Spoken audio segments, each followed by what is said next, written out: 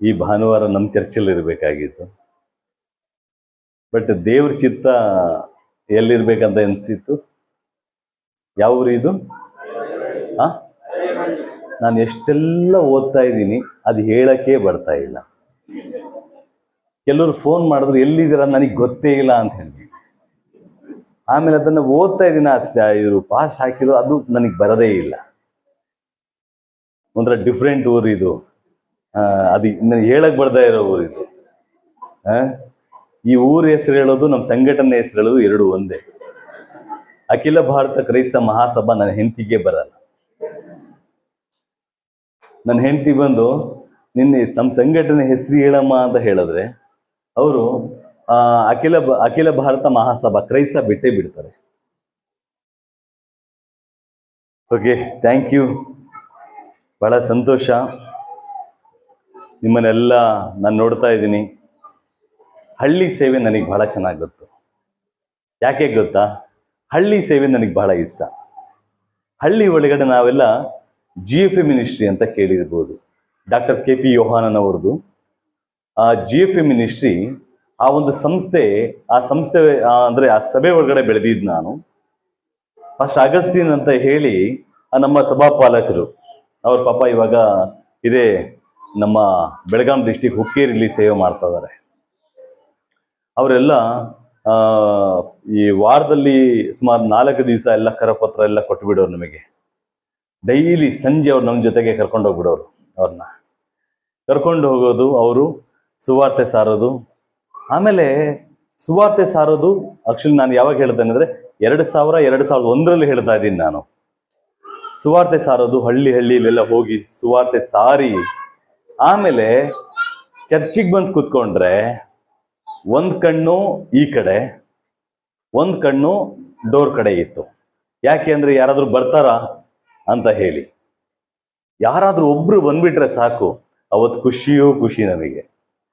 ಎಲ್ಲರೂ ಸುತ್ತಾಕೊಳ್ತಾ ಇದ್ವಿ. ಸುತ್ತಾಕೊಂಡೆಲ್ಲ ಮಾತಾಡೋದು, ಅವರಿಗೆ ಧೈರ್ಯ ಪಡಿಸೋದು, ಆಮೇಲೆ ಅವ್ರನ್ನ ಬಲಪಡಿಸೋದು, ಇದೆಲ್ಲ ನಾವು ಮಾಡ್ತಾ ಇದ್ವಿ ಆ ಟೈಮ್ನಲ್ಲಿ. ಹಳ್ಳಿ ಸೇವೆ ಇದೆಯಲ್ಲ, ಬಹಳ ಇಷ್ಟ ನನಗೆ.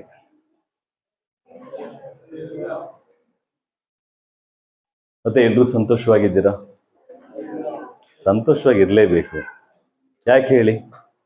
ಭಾನುವಾರ ಬಹಳ ವಿಶೇಷವಾದ ದಿವಸ. ಈ ಭೂಮಿಯ ಮೇಲೆ ಎಷ್ಟು ಜನರು ಇದ್ದಾರಲ್ಲ, ಅಷ್ಟು ಜನರಲ್ಲಿ ನಾವು ಬಂದು ಭಾಗ್ಯಶಾಲಿಗಳು. ಯಾಕೆ ಭಾಗ್ಯಶಾಲಿಗಳಂದ್ರೆ, ಅವ್ರು ಎಲ್ಲೇ ಹೋಗ್ಲಿ, ಪಬ್ಬಿಗೆ ಹೋಗ್ಲಿ, ಕ್ಲಬ್ಬಿಗೆ ಹೋಗ್ಲಿ, ಸಿನಿಮಾಕ್ಕೆ ಹೋಗ್ಲಿ, ಎಲ್ಲೇ ಹೋಗ್ಲಿ, ಅಲ್ಲಿ 3 ಗಂಟೆ ಮಾತ್ರ ಅವರಿಗೆ ಆನಂದ. ಮತ್ತೆ ಅವರು ಹೊರಗಡೆ ಬಂದ್ಬಿಟ್ರೆ ಡಬಲ್ ನೋವು, ಡಬಲ್ ದುಃಖದಲ್ಲಿರ್ತಾರೆ.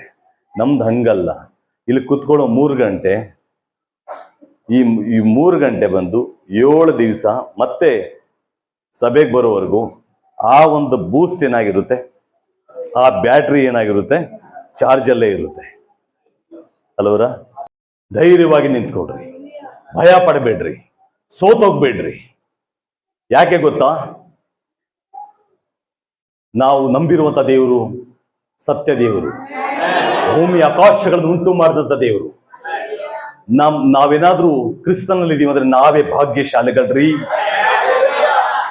ನಮ್ಮಷ್ಟು ಭಾಗ್ಯಶಾಲಿ ಯಾರೂ ಇಲ್ಲ. ಭಯ ಪಡ್ತೀವಿ, ಸೋತೋಗ್ತೀವಿ. ಕೆಲವು ಟೈಮ್ ಸೋತೋಗ್ಬೇಡ್ರಿ. ಯಾಕೆ ಗೊತ್ತಾ? ನಾನು ಯಾವಾಗ್ಲೂ ಹೇಳ್ತಾ ಇರ್ತಾನೆ, ಸುವಾರ್ತೆ ಸಾರ್ರಿ, ಸೇವೆ ಮಾಡ್ರಿ. ಯಾಕೆ ಅಂದ್ರೆ ಹೇಗೂ ಸಾಯ್ತೀವಿ. ಏನ್ ಹೇಳ್ರಿ? ಹೇಗೂ ಸಾಯ್ತೀವಿ. ಯಾರಾದ್ರೂ ಇಲ್ಲಿ ಇರ್ತಾರ? ಹೇಗೂ ಸಾಯ್ತೀವಿ, ಆದ್ರೆ ಕ್ರಿಸ್ತನಲ್ಲಿ ಸಾಯನ, ದೇವರ ಸೇವೆ ಮಾಡಿ ಸಾಯನ. ಸುವಾರ್ತೆ ಸಾರ್ರಿ. ಹೇಗೆ ಅಂದ್ರೆ ನಾನು ಯಾವಾಗ್ಲೂ ಹೇಳ್ತಾ ಇರ್ತಾನೆ, ಸುವಾರ್ತೆ ಸಾರಬೇಕು. ಭಯ ಪಡಬಾರ್ದು. ಏಸು ಕ್ರಿಸ್ತನ ನಿಜವಾದ ದೇವರು, ಏಸು ಕ್ರಿಸ್ತ ನಿಜವಾದ ರಕ್ಷಕನು. ಈ ಭೂಮಿಯ ಮೇಲೆ ಆಕಾಶದ ಕೆಳಗಡೆ ಏಸುವಿನ ನಾಮ ಅಲ್ಲದೆ ಬೇರೆ ಯಾವ ನಾಮದಲ್ಲಿಯೂ ರಕ್ಷಣೆ ಇಲ್ಲ, ರಕ್ಷಣೆ ಇಲ್ಲ ಅಂತ ಪ್ರತಿಯೊಬ್ರು ಸಾರಿ ಸಾರಿ ಸಾರಿ ಹೇಳ್ರಿ. ಹೊಡೆದ್ರೆ ಒಂದ್ ಏಟು, ಹಾಕಿದ್ರೆ ಒಂದ್ ಜೈಲು, ಹೋದ್ರೆ ಒಂದ್ ಜೀವ. ಇಲ್ಲಿ ಬಿದ್ರೆ ಸಿಮೆಂಟು ಕಲ್ಲು ಮರಳಿ ಮನೇಲಿ ಇರ್ತೀನಿ ನಾನು. ಇಲ್ಲಿಂದ ನಾನು ಹೋದ್ರೆ ಅರಮನೆ ಇಲ್ಲ, ಬಂಗಾರದ ಅರಮನೆ ನಮ್ಮಪ್ಪ ನಮಗೆ ಮಾಡಿದ್ದಾರೆ. ಬಂಗಾರದ ಅರಮನೆ.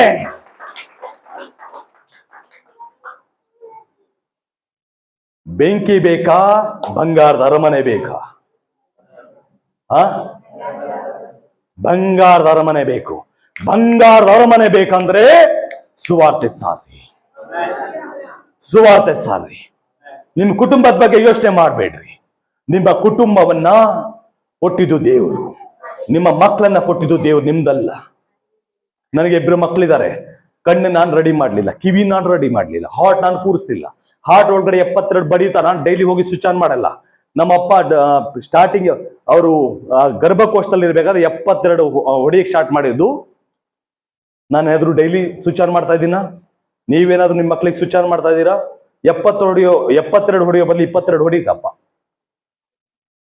72 ಹೊಡೆಯೋ ಬದಲು 172 ಹೊಡೀತಪ್ಪ. ಆದ್ರೆ ನಿಮ್ಮ ಮಕ್ಕಳನ್ನ ಹಾರ್ಟ್ ಇಟ್ಟೋನು ಯಾರು? 72 ಕರೆಕ್ಟಾಗಿ ಹೃದಯ ಬಡಿತನ ಇದು ಮಾಡ್ತಾ ಇರೋರು ಯಾರು? ಕಿಡ್ನಿ ಇಟ್ಟೋರು ಯಾರು? ಕಿಡ್ನಿ ಫಂಕ್ಷನ್ ಮಾಡ್ತಾ ಇರೋರು ಯಾರು? ಅಲ್ವಾ? ಆದ್ರೆ ನಮ್ಮ ಮಕ್ಕಳಲ್ಲ, ನಿಮ್ಮ ಮಕ್ಕಳಲ್ಲ, ಇವರು ದೇವರ ಮಕ್ಕಳು, ದೇವರ ಮಕ್ಕಳು. ನಾವು ಜನ್ಮಕ್ಕೆ ಕಾರಣಕರ್ತರೆ ಹೊರತು ನಾವು ಸೃಷ್ಟಿಕರ್ತರಲ್ಲ. ಅವ್ರು ಸೃಷ್ಟಿ ಮಾಡಿ ರೆಡಿ ಮಾಡಿ ಇಟ್ಟಿದ್ರು, ಅದಕ್ಕೆ ಕಾರಣಕರ್ತರಷ್ಟೇ, ಬೇರೆ ಇದೇನಿಲ್ಲ. ಸೋತೋಗ್ಬಿಡ್ರಿ, ದೇವರಲ್ಲಿ ದೃಢವಾಗಿ ನಿಂತ್ಕೊಳ್ರಿ. ನಮಗಷ್ಟು ವಾಕ್ಯ ಕೊಡ್ಲಿಕ್ಕೆ ಬರಲ್ಲ. ನಮ್ದೇನಂದ್ರೆ ಭಾಷಣ ಮಾಡೋದು. ನಮಗೆ ದೇವ್ರ ವಾಕ್ಯ ಅವ್ರು ಕೊಡ್ತಾರೆ ನಮ್ಮ ಪಾಸ್ಟ್ರು. ಬಟ್ ಆದ್ರೂ ನಾವು ಪ್ರಯತ್ನ ಮಾಡೋಣ. ಓಕೆ, ಯೋಬ ಅಂತ ಕೇಳಿದ್ದೀರಾ? ಯೋಬ ಅವನು ನೀತಿವಂತನು, ಕರೆಕ್ಟಾ? ಪ್ರಾಮಾಣಿಕನು, ಕರೆಕ್ಟಾ? ದೇವರಲ್ಲಿ ನಂಬಿಕಸ್ಥನಾಗಿದ್ದ, ಕರೆಕ್ಟಾ? ದೇವರಲ್ಲಿ ದೃಢವಾಗಿದ್ದ, ಕರೆಕ್ಟಾ? ಆದ್ರೆ ಆ ಯೋಬನಿಗೆ ಯಾಕೆ ಕಷ್ಟ ಬಂತು? ಯೋಬನಿಗೆ ಯಾಕೆ ಕಷ್ಟ ಬಂತು? ಅವನಿಗೆ ಕಷ್ಟ ಬರ್ಲಿಕ್ಕೆ ಕಾರಣ ಏನು?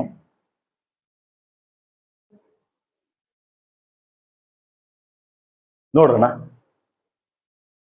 ಯೋಬನಿಗೆ ಯಾಕೆ ಕಷ್ಟ ಬಂತು ಹೇಳಿ ನೀವು? ಯಾಕೆ ಕಷ್ಟ ಬಂತು?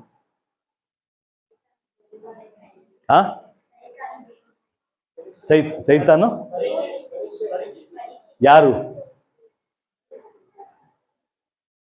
ಯಾರು ಪರೀಕ್ಷೆ ಮಾಡಿದ್ರು? ದೇವ್ರ ಪರೀಕ್ಷೆ ಮಾಡಿದ್ರ? ಅಯ್ಯ ಅಲ್ಲ, ನನ್ನ ಮಗನಿಗೆ, ನಮ್ಮ ಮಕ್ಕಳಿಗೆ ಪಕ್ಕದ ಮನೆ ಮಂದಿ ಯಾಕೆ ಪರೀಕ್ಷೆ ಮಾಡಬೇಕು? ಅವನಿಗೇನ್ ರೈಟ್ಸ್ ಇದೆ? ಕರೆಕ್ಟ್ ಅಲ್ಲ? ಕರೆಕ್ಟೇ ಇಲ್ವಾ? ನಾನು ಹೊಡೆದ್ರೆ ನನ್ನ ಮಗನಿಗೆ ಎರಡೇಟು ಹೊಡಿದ್ದೀನಿ. ಪಕ್ಕದ ಮನೆ ಬಂದು ಒಂದೇಟು ಹೊಡೆದ್ರೆ ಬಿಡ್ತೀರಾ ನೀವು?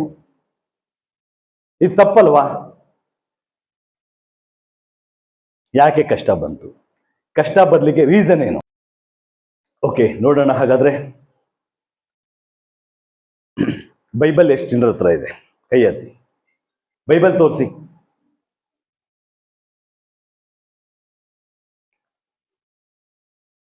ಮಿಕ್ಕಿದವ್ರ ಹತ್ರ ಯಾರ ಹತ್ರ ಬೈಬಲ್ ಇಲ್ಲ, ದಯವಿಟ್ಟು ಬೈಬಲ್ ತಗೊಂಬನ್ನಿ. ಏನಪ್ಪ ನಿನ್ನ ಹೆಸರು? ನಿನ್ನ ಹೆಸರು ಪ್ರದೀಪ್ ಅಂತನಾ? ಬೈಬಲ್ ತಗೊಂಬರಪ್ಪ. ಬೈಬಲ್ ಇಲ್ಲದೆ ನಾವು ಬರಬಾರ್ದು, ಓಕೆನಾ? ಪಾಸ್ಟರ್ ಬೈಬಲ್ ಕೊಡಿ. ಒಂದು ಬೈಬಲ್ ಬಂದು 300 ರೂಪಾಯಿ ಆಗಿರುತ್ತೆ. 300 ರೂಪಾಯಿ. ಮಾಮೂಲಿ ಒಂದು ಬೈಬಲ್ ತಗೊಂಡ್ರೆ, ಸ್ವಲ್ಪ ಚೆನ್ನಾಗಿರೋ ಬೈಬಲ್ ತಗೊಂಡ್ರೆ 1200 1,500 ರೂಪಾಯಿ ತನಕ ಇರುತ್ತೆ. ಕರೆಕ್ಟ್. ELS ತಗೊಂಡ್ರೆ ಇರುತ್ತೆ, ಓಕೆನಾ? ಅಟ್ಲೀಸ್ಟ್ 300 ರೂಪಾಯಿ. ಎಲ್ಲದರಲ್ಲೂ ದೇವ್ರ ವಾಕ್ಯನೇ ಇರೋದು, ಆದ್ರೆ ಸ್ವಲ್ಪ ಚೆನ್ನಾಗಿರೋದು. ಆಮೇಲೆ ಈ ಬೈಬಲ್ ಸುಮಾರು ಒಂದು 1,000 ರೂಪಾಯಿ ತನಕ ಆಗುತ್ತೆ ಆ ಬೈಬಲ್. 800ರಿಂದ 1000 ರೂಪಾಯಿ ಆಗುತ್ತೆ, ಆ ರೀತಿಲಿ. ಓಕೆನಾ? ಡೈರಿ ಎಷ್ಟು ಜನರ ಹತ್ರ ಇದೆ? ಕೈ ಎತ್ತಿ.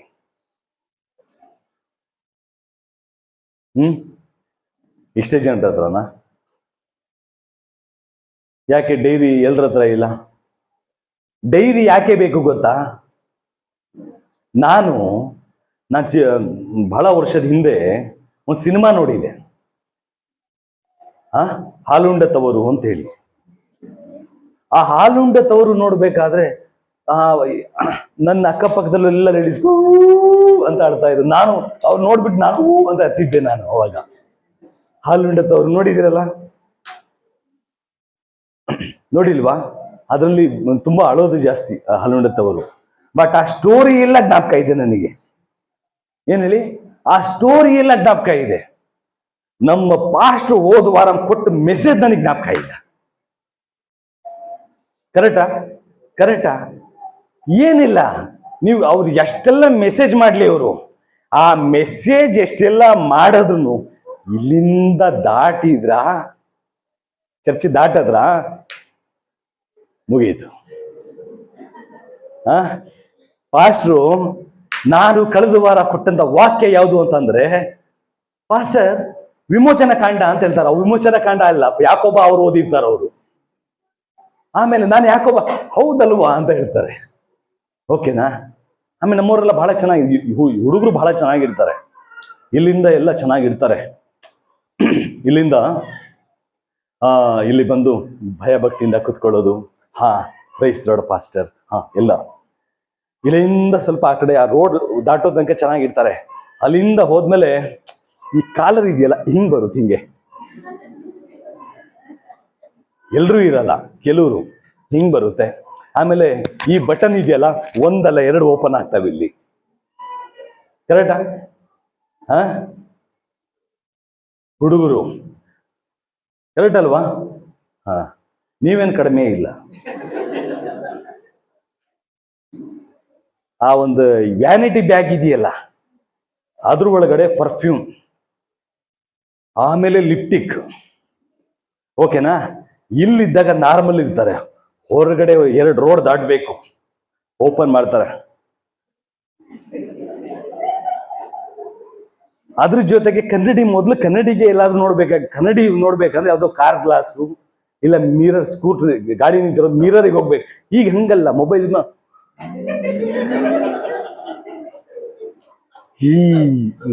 ಹಂಗೆ. ಕರೆಕ್ಟಾ? ನಾನು ಕರೆಕ್ಟಾ? ಒಪ್ಕೊಳ್ತಾರ ಪಾಪ. ಓಕೆನಾ? ಮಾಡಿಕೊಂಡು ಆಮೇಲೆ ಕೆಲವರಿಗೆ 10:00ವರೆಗೆ ಯಾವ ಧಾರಾವಾಹಿ ಬರುತ್ತೆ ಗೊತ್ತು, 9 ಗಂಟೆಗೆ ಯಾವ ಧಾರಾವಾಹಿ ಬರುತ್ತೆ, 7 ಗಂಟೆಯಿಂದ ಸ್ಟಾರ್ಟ್ ಆಗೋದು ಯಾವ್ಯಾವ್ದು ಬರುತ್ತೆ ಕರೆಕ್ಟ್ ಗೊತ್ತು. ಕರೆಕ್ಟಾ? ಸತ್ಯ ಹೇಳ್ರಿ, ಒಪ್ಕೊಳ್ರಿ, ಏನು ಪರವಾಗಿಲ್ಲ. ಓಕೆನಾ? ನಮ್ಮನೆಯಿಂದ ಕೆಳಗಡೆ ಇದ್ದಾವೆ, ಅದ್ರಲ್ಲಿ ನನ್ನ ಹೆಂಡತಿನೂ ಸೇರ್ಕೊಂಡಿರ್ತಾರೆ. ಈಗೆಲ್ಲ ಪಾಪ 3 ವರ್ಷ ಆಯ್ತು, ಇವಾಗೇನು ಬರಲ್ಲ. ನನಗೆ ರಾತ್ರಿ ಎಲ್ಲ ನಿದ್ದೆ ಬರ್ಲಿಲ್ವಂತವ್ರಿಗೆ. ಏನ್ ಹೇಳ್ರಿ, ರಾತ್ರಿ ಎಲ್ಲ ನಿದ್ದೆ ಬರ್ಲಿಲ್ಲ. ಏನ್ರಿ ಸೊಸೆಗೆ ಏನ್ ಕಾಟ ಕೊಡ್ತಾಳ್ರಿ ಆ ಅಮ್ಮ, ಎಷ್ಟು ಕೆಟ್ಟೋಳ್ರಿ ಇವರು. ನನಗೆ ಅದ್ ನೋಡ್ಬಿಟ್ಟು ರಾತ್ರಿ ಎಲ್ಲ ನಿದ್ದೆ ಬರ್ಲಿಲ್ಲ. ಪಾಪ ಗಂಡನ ಹುಷಾರಿಲ್ಲ ಅಂತ ಪಾಪ ನೈಟ್ ಎಲ್ಲ ನಿದ್ದೆ ಮಾಡಿಲ್ಲ, ಅವನ ವಿಷಯದಲ್ಲಿ ತಲೆ ಕೆಡಿಸ್ಕೊಳ್ಳಿದೆ ಈ ಅಮ್ಮ. ಅಲ್ಲಿ ಧಾರಾವಾಹಿ ನೋಡ್ಬಿಟ್ಟು ಈ ಅಮ್ಮನಿಗೆ ರಾತ್ರಿ ಎಲ್ಲ ನಿದ್ದೆ ಬರಲಿಲ್ಲವಂತೆ. ನನಗೆ ಹಂಗೆ ತಿವಿದು ಬಿಡೋಣ ಅಂತ ಇತ್ತು, ಬಟ್ ಟಿವಿ ನನ್ನ ಗಂಡ ತಗೊಂಬಂದ್ರು, ಸುಮ್ಮನೆ ಆಗ್ಬಿಟ್ಟೆ.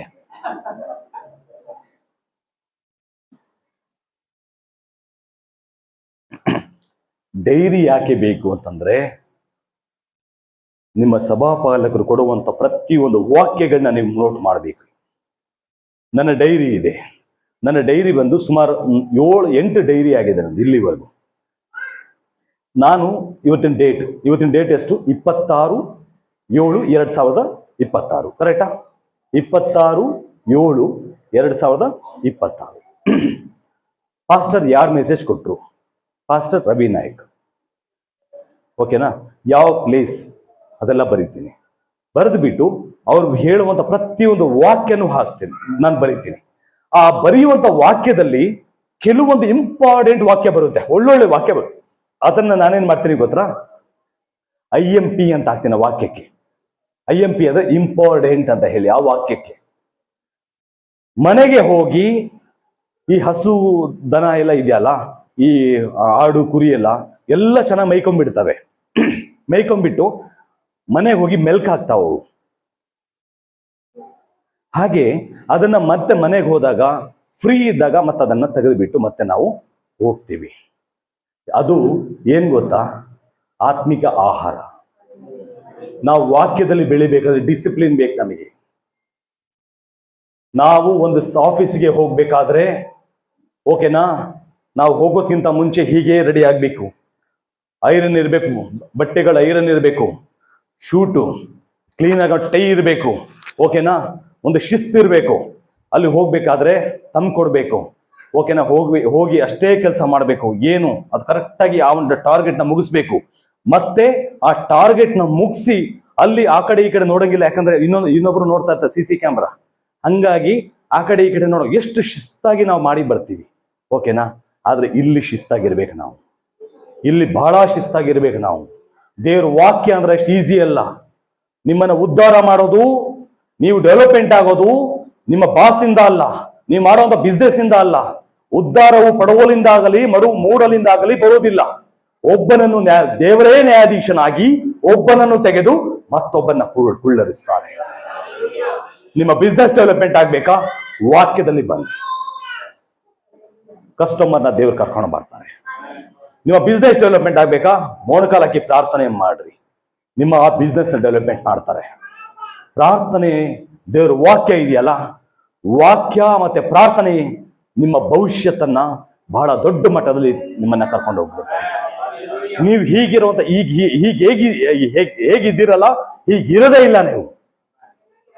ದೇವರು ನಿಮ್ಮನ್ನ ಬಹಳ ಅದ್ಭುತವಾಗಿ ದೇವರು ನಮ್ಮನ್ನ ಕರ್ಕೊಂಡು ಹೋಗ್ತಾರೆ. ಓಕೆ, ಹಾಗಾದ್ರೆ ನಾವು ಯೋಬನ್ ಬಗ್ಗೆ ನೋಡೋಣ ಅಲ್ವರ. ಇವ್ರು ಏನಪ್ಪ ಜಾಸ್ತಿ ಮಾತಾಡಿದ್ರು, ಈ ಅಪ್ಪನ್ ಕರಿಬೇಡ್ರಿ, ಇವ್ರು ರೆಡ್ ಶಾಲ್ ಹಾಕಿರೋ. ರೆಡ್ ಶಾಲ್ ಅಂದ್ರೆ ಮೊದಲೇ ಡೇಂಜರು. ಪಾಸ್ಟರ್ ಮೋಸ್ಟ್ಲಿ ಚಾಡಿ ಹೇಳ್ಬಹುದು, ಪಾಸ್ಟರ್ ಆಯ್ತದೆ ಗುಣಗು ರೆಡ್ ಶಾಲ್ ಹಾಲೇನ ಒಂದು ಬಲ ಮತ್ತು ಪಾಸ್ಟರ್ ಬಹಳ ವಾತೆ ಕರ್ನಾಗು. ಆಮೇಲೆ ನಮಗೆ ಬಹಳ ಹರ್ಟ್ ಆಯ್ತು. ನಾವ್ ಹೆಂಗೋ ವ್ಯಾನಿಟಿ ಬ್ಯಾಗಲ್ಲಿ ಏನೇನೋ ಇಟ್ಕೊಂಡ್ ಬರ್ತಾ ಇದ್ವಿ, ಅದನ್ನು ಹೇಳಿದ್ರು ಈ ಹುಡುಗರು. ನಾವ್ ಹೆಂಗೋ ಇದ್ವಪ್ಪ. ಈಗ ಪಾಸ್ಟರ್ ಈಗ ಆ ಕಾಲರ್ ನೋಡ್ತಾ ಏನಾದ್ರು ಬ್ರದರ್ ಬಂದು ಹೇಳಿದ್ರಲ್ಲ, ಐತ್ರ ಅಂದ್ರೆ ಒಂದು ನಾವು ಮಾತಾಡಬೇಕಾದ್ರೆ ತಮಾಷೆ ಒಳಗಡೆ ಸೀರಿಯಸ್ ಹೇಳ್ಬೇಕು. ನಾ ಸೀರಿಯಸ್ ಏನಾದ್ರು ಹೇಳ್ಬಿಟ್ರೆ ಬಿಡ್ತೀರಾ ನೀವು ನನ್ನನ್ನ? ಯಾವ್ದೋ ಒಂದು ಸಭೆಯಲ್ಲಿ ಹೋಗಿ ಸೀರಿಯಸ್ ಆಗಿ ಹೇಳ್ಬಿಟ್ಟೆ, ಕೂದಲೆಲ್ಲ ಸುಟ್ಟೋಗ್ಬಿಡ್ತು ರೀ. ಕಣ್ಣಿಂದ ಬೆಂಕಿ ಬಿಟ್ಬಿಟ್ರು, ಕಣ್ಣಿಂದ ಬೆಂಕಿ ಬಿಟ್ಬಿಟ್ರು. ಅಷ್ಟು ಸ್ಟ್ರಾಂಗು ನಮ್ಮವರು. ಓಕೆ, ಯೋಬನಿಗೆ ಡೈರಿ ತಗೊಂಡ್ಬರ್ತೀರಲ್ಲ, ಡೈರಿ ತಗೊಂಡ್ಬರ್ಬೇಕು. ಯಾರು ಡೈರಿ ತಗೊಂಡ್ಬರ್ಲಿಲ್ಲ ನನಗೆ ಫೋನ್ ಮಾಡಿ ಪಾಸ್ಟರ್. ಒಂದು 100-120 ರೂಪಾಯಿ ಡೈರಿ ಇರುತ್ತೆ, ದಯವಿಟ್ಟು ತಗೊಂಡು ಬನ್ನಿ. ನಿಮ್ಮ ಆತ್ಮಿಕ ಜೀವನ ಅಭಿವೃದ್ಧಿ ಆಗ್ಬೇಕಾದ್ರೆ ಅದೆಲ್ಲ ಒಂದು ಶಿಸ್ತು ಮೇಂಟೈನ್ ಮಾಡಬೇಕು. ಓಕೆನಾ? ಆಯ್ತೇನ್ರಪ್ಪ? ನೀವೂನು ಏನ್ ತಗೊಂಡ್ಬರ್ಬೇಕು? ಓಕೆ, ಯೋಬನಿಗೆ ಯಾಕೆ ಕಷ್ಟ ಬಂತು ಅಂತ ನಾವು ನೋಡಿದಾಗ, ಯೋಬ 1:6 ತೆಗಿರಿ, ಗಟ್ಟಿಯಾಗಿ 6, ಸ್ವಲ್ಪ ಜೋರಾಗಿ. ಒಂದಾನೊಂದು ದಿವಸ ದೇವದೂತರು ಯೆಹೋವನ ಸನ್ನಿಧಿಯಲ್ಲಿ ಕಾಣಿಸಿಕೊಳ್ಳುವುದಕ್ಕೆ ಬರಲಾಗಿ ಸೈತಾನನು ಎಂಬ ಆಪಾದಕ ದೂತನು, ಸ್ವಲ್ಪ ಸ್ಟಾಪ್ ಮಾಡಿ. ಸೈತಾನನು ಎಂಬ ಆಪಾದಕ ದೂತನು ಅಂದ್ರೆ ಯಾರು? ಚಾಡಿ ಹೇಳೋನು, ನಮ್ ಬಗ್ಗೆ ನಿಮ್ ಬಗ್ಗೆ ಆಪಾದನೆ ಮಾಡೋನು ಯಾರು? ಸೈತಾನ ನಮ್ ಬಗ್ಗೆ ಚಾಡಿ ಹೇಳ್ತಾನೆ ದೇವರ ಹತ್ರ ಹೋಗಿ, ಓಕೆನಾ? ಆಪಾದಕ ದೂತನು ಅವರ ಜೊತೆಲಿ ಬಂದ. ಯೆಹೋವನು ಸೈತಾನನನ್ನು ಎಲ್ಲಿಂದ ಬಂದಿಯಪ್ಪ ಅಂತ ಕೇಳಿದ್ರು. ಸೈತಾನನು ಯೆಹೋವನಿಗೆ ಭೂಲೋಕದಲ್ಲಿ ಸಂಚರಿಸುತ್ತಾ ಅಲ್ಲಲ್ಲಿ ತಿರುಗುತ್ತಾ ಚರಂಡಿ ಮೋರಿಲಿ ಬಿದ್ದು, ಅವನಲ್ಲೇ ತಾನೇ ಇರೋದು, ಅಲ್ಲಿದ್ಯಾ ಚರಂಡಿ ಮೋರಿ ಇದೆಯಾ? ಇಲ್ಲ ತಾನೆ, ಚರಂಡಿ ಮೋರಿಲಿ ಬಿದ್ದು ಹೇಳಿ, ಇದ್ದು ಬಂದೆನು ಇದ್ದು ಬಂದೆನು ಎಂದು ಹೇಳಿದನು. ಎಂದು ಹೇಳಿದನು. ಆಗ ಆಗ ಯೆಹೋವನು ಯೆಹೋವನು ನನ್ನ ದಾಸನಾದ ಯೋಬನ ಮೇಲೆ ನನ್ನ ದಾಸನಾದ ಯೋಬನ ಮೇಲೆ ಗಮನವಿಟ್ಟೀಯಾ? ಗಮನವಿಟ್ಟೆಯಾ? ಸ್ಟಾಪ್ ಮಾಡಿ, ಸ್ಟಾಪ್. ನನ್ನ ದಾಸನಾದ ಯೋಬನ ಮೇಲೆ ಗಮನವಿಟ್ಟೆಯಾ? ಇಲ್ಲಿ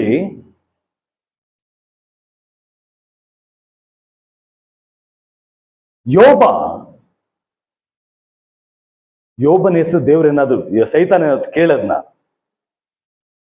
ನೀ ಎಲ್ಲಿಂದ ಬಂದೆ ಅಂದ್ರೆ ನಾನು ಅಲ್ಲಿ ಇದ್ದು, ಅಲ್ಲಿ ಚರಂಡಿ ಮೋರಿ ಒಳಗಡೆ ಅಲ್ಲಿದ್ದು ಬಂದೆ ಅಂತ ಇವ್ನು ಹೇಳ್ದ. ಅದಕ್ಕೆ ಸೈತಾನ ಏನಾದ್ರು ಕೇಳದ್ನ, ನಾನು ಯೋಬನ ವಿಷಯದಲ್ಲಿ ಬಂದಿದೆ ಅಂತ ಹೇಳದ್ನ ಅವನು? ಹೇಳಲಿಲ್ಲ. ಸುಮ್ಮನೆ ಸೈತಾನಿಗೆ ನನ್ನ ದಾಸನಾದ ಯೋಬನ ಮೇಲೆ ಗಮನವಿಟ್ಟೆಯಾ ಅಂತ ಹೇಳಿ ದೇವರು ಕೇಳ್ತಾವ್ರೆ. ಯೋಬನ ಬಗ್ಗೆ ಕೇಳಲೇ ಇಲ್ಲ. ಕೇಳದ್ನ? ತಪ್ಪು ಯಾರ್ದು? ಸುಮ್ಮನೆ ಇರೋ ಯೋಬ ಪಾಪ, ಅವನ ಮೇಲೆ ಚೂ ಬಿಟ್ಟಿದ್ಯಾರು?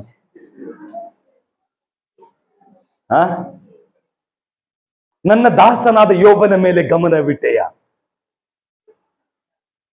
ಅಲ್ಲಿ ತನಕ ಪಾಪ ಯೋಬ ಬಹಳ ಚೆನ್ನಾಗಿದ್ದ. ನಮ್ಮ ದೇವ್ರು ಇಟ್ಬಿಟ್ರಲ್ಲ ಸುಮ್ಮನೆ ಇರೋ ಆ ಸೈತಾನನಿಗೆ. ಅಲ್ಲಿಂದ ಸ್ಟಾರ್ಟ್ ಆಯ್ತು ನೋಡ್ರಿ. ಸ್ಟಾರ್ಟ್ ಆಗಿದ್ದು ಎಲ್ಲಿ ತನಕ? ಬೂದಿ ಒಳಗಡೆ ಕೂತ್ಕೊಳ್ಳೋ ತನಕ ಬಿಟ್ಟಿಲ್ಲ ಸೈತಾನ. ಆದ್ರೆ ನಮ್ಮ ದೇವ್ರು ಸುಮ್ಮನೆ ಹೇಳಲಿಲ್ಲ. ನಮ್ಮ ದೇವ್ರು ಸುಮ್ಮನೆ ಹೇಳಲಿಲ್ಲ ಇದನ್ನ. ನನ್ನ ದಾಸನಾದ ಯೋಬನ ಮೇಲೆ ಗಮನವಿಟ್ಟೆಯ, ಇದನ್ನು ಸುಮ್ಮನೆ ಹೇಳಲಿಲ್ಲ. ಇದಕ್ಕೆ ಬಲವಾದ ಒಂದು ಕಾರಣ ಇತ್ತು. ಏನದು ಕಾರಣ? ಯಾಕೆ ಇದನ್ನ ಹೇಳಿದ್ರು? ಮನುಷ್ಯರಾದ್ರೂ ಮುಖವನ್ನು ನೋಡ್ತಾರೆ. ನಮ್ಮ ದೇವರು ಅಂತರೇಂದ್ರಿಯವನ್ನು ಶೋಧಿಸುವಂತ ದೇವರು. ಅಂದ್ರೆ ನಾವು ಮುಖ ನೋಡ್ತೇವೆ, ದೇವರ ಅಂತರೇಂದ್ರಿಯವನ್ನು ಶೋಧಿಸ್ತಾರೆ. ಸೈತಾನನ್ನ ಸೃಷ್ಟಿ ಮಾಡಿದ ಯಾರು? ದೇವರೇ. ಅವನು ಒಳಗಡೆ ಏನ್ ತಗೊಂಬಂದಿದ್ದ ಅಂತ ಹೇಳಿ ಯಾರಿಗೆ ಗೊತ್ತಿತ್ತು? ನಮ್ಮ ದೇವರಿಗೆ ಗೊತ್ತಿತ್ತು. ಇವನು ಬಂದಿದ್ದ ಯಾವ ಉದ್ದೇಶಕ್ಕೋಸ್ಕರ? ಯೋಬನ ವಿಷಯನೇ ತಗೊಂಬಂದಿದ್ದ. ಅದಕ್ಕೆ ದೇವರು ಹೇಳಿದ್ರು, ಅವನು ಒಳಗಡೆ ಇತ್ತು, ನನ್ನ ದಾಸನಾದ ಯೋಬನ ಮೇಲೆ ಗಮನ ಬಿಟ್ಟೆಯಾ ಅಂತ ಹೇಳಿ ಕೇಳ್ತಾ ಇದ್ದಾರೆ. ಇಲ್ಲಿ ನೋಡಿ, ಒಂದೊಂದೊಂದೊಂದು ಯಾವ ರೀತಿ ಒಳಗಡೆ ಸಮಸ್ಯೆ ಆಗುತ್ತೆ ಅಂತ ಹೇಳಿ, ಯಾರಿಂದ ಸಮಸ್ಯೆ ಆಗುತ್ತೆ ಅಂತ ನೋಡೋಣ. ಯೋಬ 1:13 ಓದಿ. ಒಂದಾನೊಂದು ದಿವಸದಲ್ಲಿ, ಸಾರಿ ಒಂದು ನಿಮಿಷ 1:1 ಬನ್ನಿ. ಊಚ್ ದೇಶದಲ್ಲಿ ಯೋಬನೆಂಬ ಒಬ್ಬ ಮನುಷ್ಯನಿದ್ದನು. ಅವನು ದೇವರಲ್ಲಿ ಭಯ ಭಕ್ತಿ ಉಳ್ಳವನಾಗಿ ಕೆಟ್ಟದನ್ನು ನಿರಾಕರಿಸ್ತಾ ನಿರ್ದೋಷಿಯು ಯಥಾರ್ಥ ಚಿತ್ತನೂ ಆಗಿದ್ದನು. ಅವನಿಗೆ ಓದಿ. ಅವನಿಗೆ 7 ಮಂದಿ ಗಂಡು ಮಕ್ಕಳು, 3 ಮಂದಿ ಹೆಣ್ಣು ಮಕ್ಕಳು ಇದ್ದರು. ಓಕೆ, ಸ್ಟಾಪ್ ಮಾಡಿ. ಊಚ್ ದೇಶದಲ್ಲಿ ಅಗರ್ಭ ಶ್ರೀಮಂತ ಇದೆ. ಊಚ್ ದೇಶದಲ್ಲಿ ಅಗರ್ಭ ಶ್ರೀಮಂತ. ಇವನು ಪ್ರಾಮಾಣಿಕನಾಗಿದ್ದ. ಅವನು ದೇವರಲ್ಲಿ ಭಯಭಕ್ತಿ ಉಳ್ಳವನಾಗಿದ್ದ, ನೀತಿವಂತನಾಗಿದ್ದ. ಅವನಿಗೆ ಸಮಸ್ಯೆ ಎಲ್ಲಿಂದ ಬಂತು? ಇಷ್ಟೆಲ್ಲ ಇರಬೇಕಾದ್ರೆ ಇದಕ್ಕೆ ಕಾರಣಕರ್ತರು ಯಾರಂತ ಗೊತ್ತಾ? ಕಾರಣಕರ್ತರು ಇದ್ದಾರೆ ಇವಾಗ. ಓದಿ, 4 ಓದಿ. ಇದನ್ನ ಕ್ಲೀನ್ ಪಾಯಿಂಟ್ ಮಾಡ್ಕೊಳ್ಳಿ. ಇದು ಈ ಪಾಯಿಂಟ್ ನ. ಅವನ ಕುಮಾರರು ಒಂದೊಂದು ದಿವಸ ಒಬ್ಬೊಬ್ಬನ ಮನೆಯಲ್ಲಿ ಔತಣವನ್ನು ನಡೆಸುತ್ತಾ ಆ ಭೋಜನಕ್ಕೆ ತಮ್ಮ ಭೋಜನಕ್ಕೆ 3 ಅಕ್ಕ ತಂಗಿಯರನ್ನು ಕರೆ ಕಳಿಸ್ತಿದ್ರು. ಸ್ಟಾಪ್ ಮಾಡಿ. ಅವರು ಏನ್ ಮಾಡ್ತಾ ಇದ್ರು? ಪ್ರತಿ ದಿವಸ ಒಬ್ಬೊಬ್ಬನ ಮನೆಯಲ್ಲಿ ಔತಣವನ್ನ ಮಾಡ್ತಾ ಇದ್ರು. ಔತಣ ಅಂದ್ರೆ ಗೊತ್ತಾ ನಿಮಗೆ ಏನು? ಹಂಗಲ್ಲ ರೀ, ಪಬ್ಬು ಪಾರ್ಟಿ ಡ್ಯಾನ್ಸ್ ಅಂತ ಹೇಳಿ ಎಲ್ಲ. ಕ್ಲಬ್ಬಿಗೆ ಹೋಗಿಲ್ಲ, ನಾವು ಒಂದ್ಸಲ ಡ್ಯಾನ್ಸ್ ಮಾಡಿದ್ವಿ ಅವಾಗ, ಓಕೆನಾ ರೀ? ಇವಾಗಲ್ಲ ರೀ, ಬಹಳ ವರ್ಷ ಆಯ್ತು, ಓಕೆನಾ? ಪಬ್ಬು ಕ್ಲಬ್ಬು ಪಾರ್ಟಿ ಕುಡಿತ ಅದು ಇದು ಎಲ್ಲ ಇರ್ತಲ್ಲ, ಹೌದು ಔತಣ. ಔತಣ ಏರ್ಪಡಿಸ್ತಾ ಇದ್ರು ಒಬ್ಬೊಬ್ಬನ ಮನೆಯಲ್ಲಿ. ಇವ್ರು ತಿಂದು ಕುಡಿಯೋದಲ್ದೆ ತಮ್ಮ 3 ಅಕ್ಕ ತಂಗಿದಿರ್ನು ಕರೆಸ್ತಾ ಇದ್ರು. ಕರೆಸಿ ಆದ್ಮೇಲೆ ನೆಕ್ಸ್ಟ್ ಔತಣ ಸರದಿ ತೀರಿದ ನಂತರ ಔತಣ ಸರದಿ ತೀರಿದ ನಂತರ ಯೋಬನು ತನ್ನ ಮಕ್ಕಳು ಒಂದು ವೇಳೆ ಹೃದಯದಲ್ಲಿ ಯೋಬನಿಗೆ ಗೊತ್ತಿತ್ತು ನನ್ನ ಮಕ್ಕಳು ತಪ್ಪು ಮಾಡ್ತಾ ಇದಾರೆ ಅಂತ ಹೇಳಿ, ಓಕೆನಾ? ಯೋಬನು ಯೋಬನು ತನ್ನ ಮಕ್ಕಳು ಒಂದು ವೇಳೆ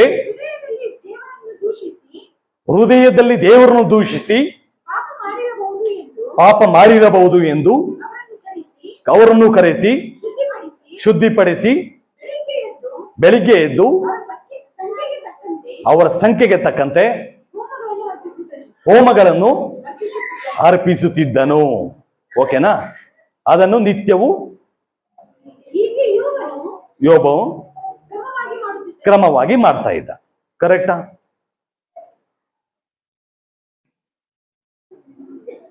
ಸೂಪರ್, ಥ್ಯಾಂಕ್ ಯು ಕೊಡು. ಆ ಸುಮ್ಮನೆ ಇರೋ ಪಾಪ, ಅದಕ್ಕೆ ಏನಕ್ಕೆ ಸುತ್ತಾ ಇದೀಯ ಬಟ್ಟೆನ?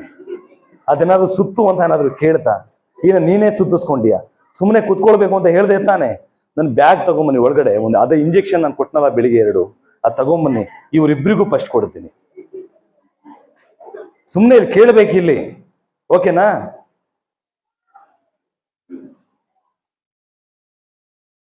ಇಲ್ಲಿ ಯೋಬ ಇದ್ದಲ್ಲ, ತನ್ನ ಮಕ್ಕಳನ್ನ ಪ್ರತಿ ದಿವಸ ಏನ್ ಮಾಡ್ತಾ ಇದ್ದ? ಯಜ್ಞಗಳನ್ನ ಮಾಡ್ತಾ ಇದ್ದ, ಹೋಮಗಳನ್ನ ಅರ್ಪಿಸ್ತಾ ಇದ್ದ. ಅವ್ರ ಪಾಪ ಏನ್ ಮಾಡ್ತಾ ಇದ್ದ? ಶುದ್ಧಿಪಡಿಸ್ತಾ ಇದ್ದ. ಶುದ್ಧಿಪಡಿಸೋದು ಅಂದ್ರೆ ಏನು? ಈಗ ಈ ಮಗು ಇದೆಯಲ್ಲ, ಈ ಮಗು ಅಂಗನವಾಡಿಯಿಂದ ಬರ್ತಾ ಇದೆ, ಇಲ್ಲ ಸ್ಕೂಲಿಂದ ಬರ್ತಾ ಇದೆ ಅಂದ್ಕೊಳ್ಳಿ, ಓಕೆನಾ?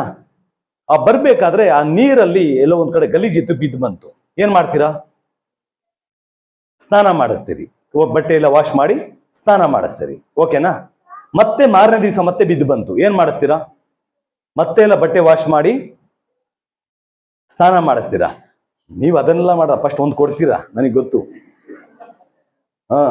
ಕಾಲನಿ ಪಡನ ಯಾಜಿ ಪಡನ ಆಯ್ಕೆ ಕೊಂಡ್ ಪಟ್ಗಾಯ್ತು, ಓಕೆನಾ? ಅದ್ರಲ್ಲೂ ನಾವು ಬಿದ್ದು ಬಂದ್ರೆ ಮುಗೀತು. ಇಲ್ಲಿಂದ ಇಲ್ಲಿ ತಗ ಹತ್ರಕ್ಕೆ ಬಂದು ಸ್ಮೆಲ್ ನೋಡ್ತಾರೆ. ಆ ಮಾಡು, ಆ ಡಾಕ್ಟ್ರು ಹೇಳಿರಲ್ಲ, ಪೊಲೀಸ್ನವ್ರು ಹೇಳಲ್ಲ, ಆ ಮಾಡು, ಆ ಕಣ್ಬಿಡು, ಅಲ್ಲಿ ತನಕ, ಓಕೆನಾ? ಆದ್ರೆ ಸ್ನಾನ ಮಾಡಿಸ್ತೀವಿ, ಕರೆಕ್ಟಾ? ಈಗ ಅಕಸ್ಮಾತ್ ಅವರು ನಾರ್ಮಲ್ ಆಗಿ ಬಂದಿರು, ಬಿದ್ದು ಬರ್ಲಿಲ್ಲ, ಅವಾಗ ಏನ್ ಮಾಡ್ತೀರಾ? ಸ್ನಾನ ಮಾಡಿಸ್ತೀರಾ? ನೀನೇನ್ ಸ್ನಾನ ಮಾಡಿಸ್ತೀಯೋ? ನೀನ್ ಸ್ನಾನ ಮಾಡಿಸ್ತೀಯ?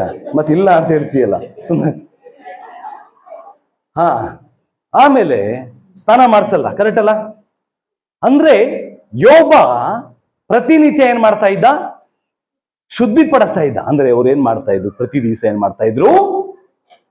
ಪಾಪ ಮಾಡ್ತಾ ಇದ್ರು, ದೇವ್ರ ವಿರುದ್ಧ ಕಾರ್ಯಗಳನ್ನ ಮಾಡ್ತಾ ಇದ್ರು. ಯಾರು? ಅವರು ಮಕ್ಕಳು, ಓಕೆನಾ? ಹಾಗಾದ್ರೆ ಮುಂದೆ ನೋಡೋಣ ನಾವು. 1:13 ಬನ್ನಿ. ಒಂದಾನೊಂದು ದಿವಸದಲ್ಲಿ ಯೋಬನ ಗಂಡು ಹೆಣ್ಣು ಮಕ್ಕಳು ಹಿರಿಯವನ ಮನೆಯಲ್ಲಿ ಉಂಡು ಕುಡಿಯುತ್ತಿರುವಾಗ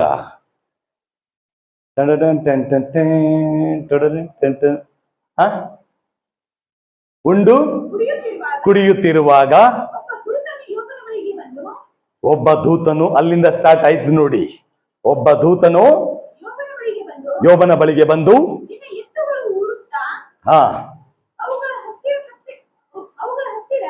ನಿಮ್ದು ವಾಯ್ಸೇ ಇಲ್ಲಮ್ಮ.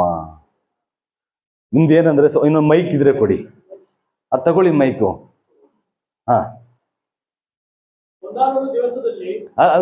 ಓದಿ ಪಾಪ, ಅವ್ರಿಗೆ ಬೇಜಾರಾಗುತ್ತೆ, ಓದಿ. ನೀವು ಓದಿ. ನಿನ್ನ ಎತ್ತುಗಳು ಅದು ಆನ್ ಮಾಡಿಲ್ಲ.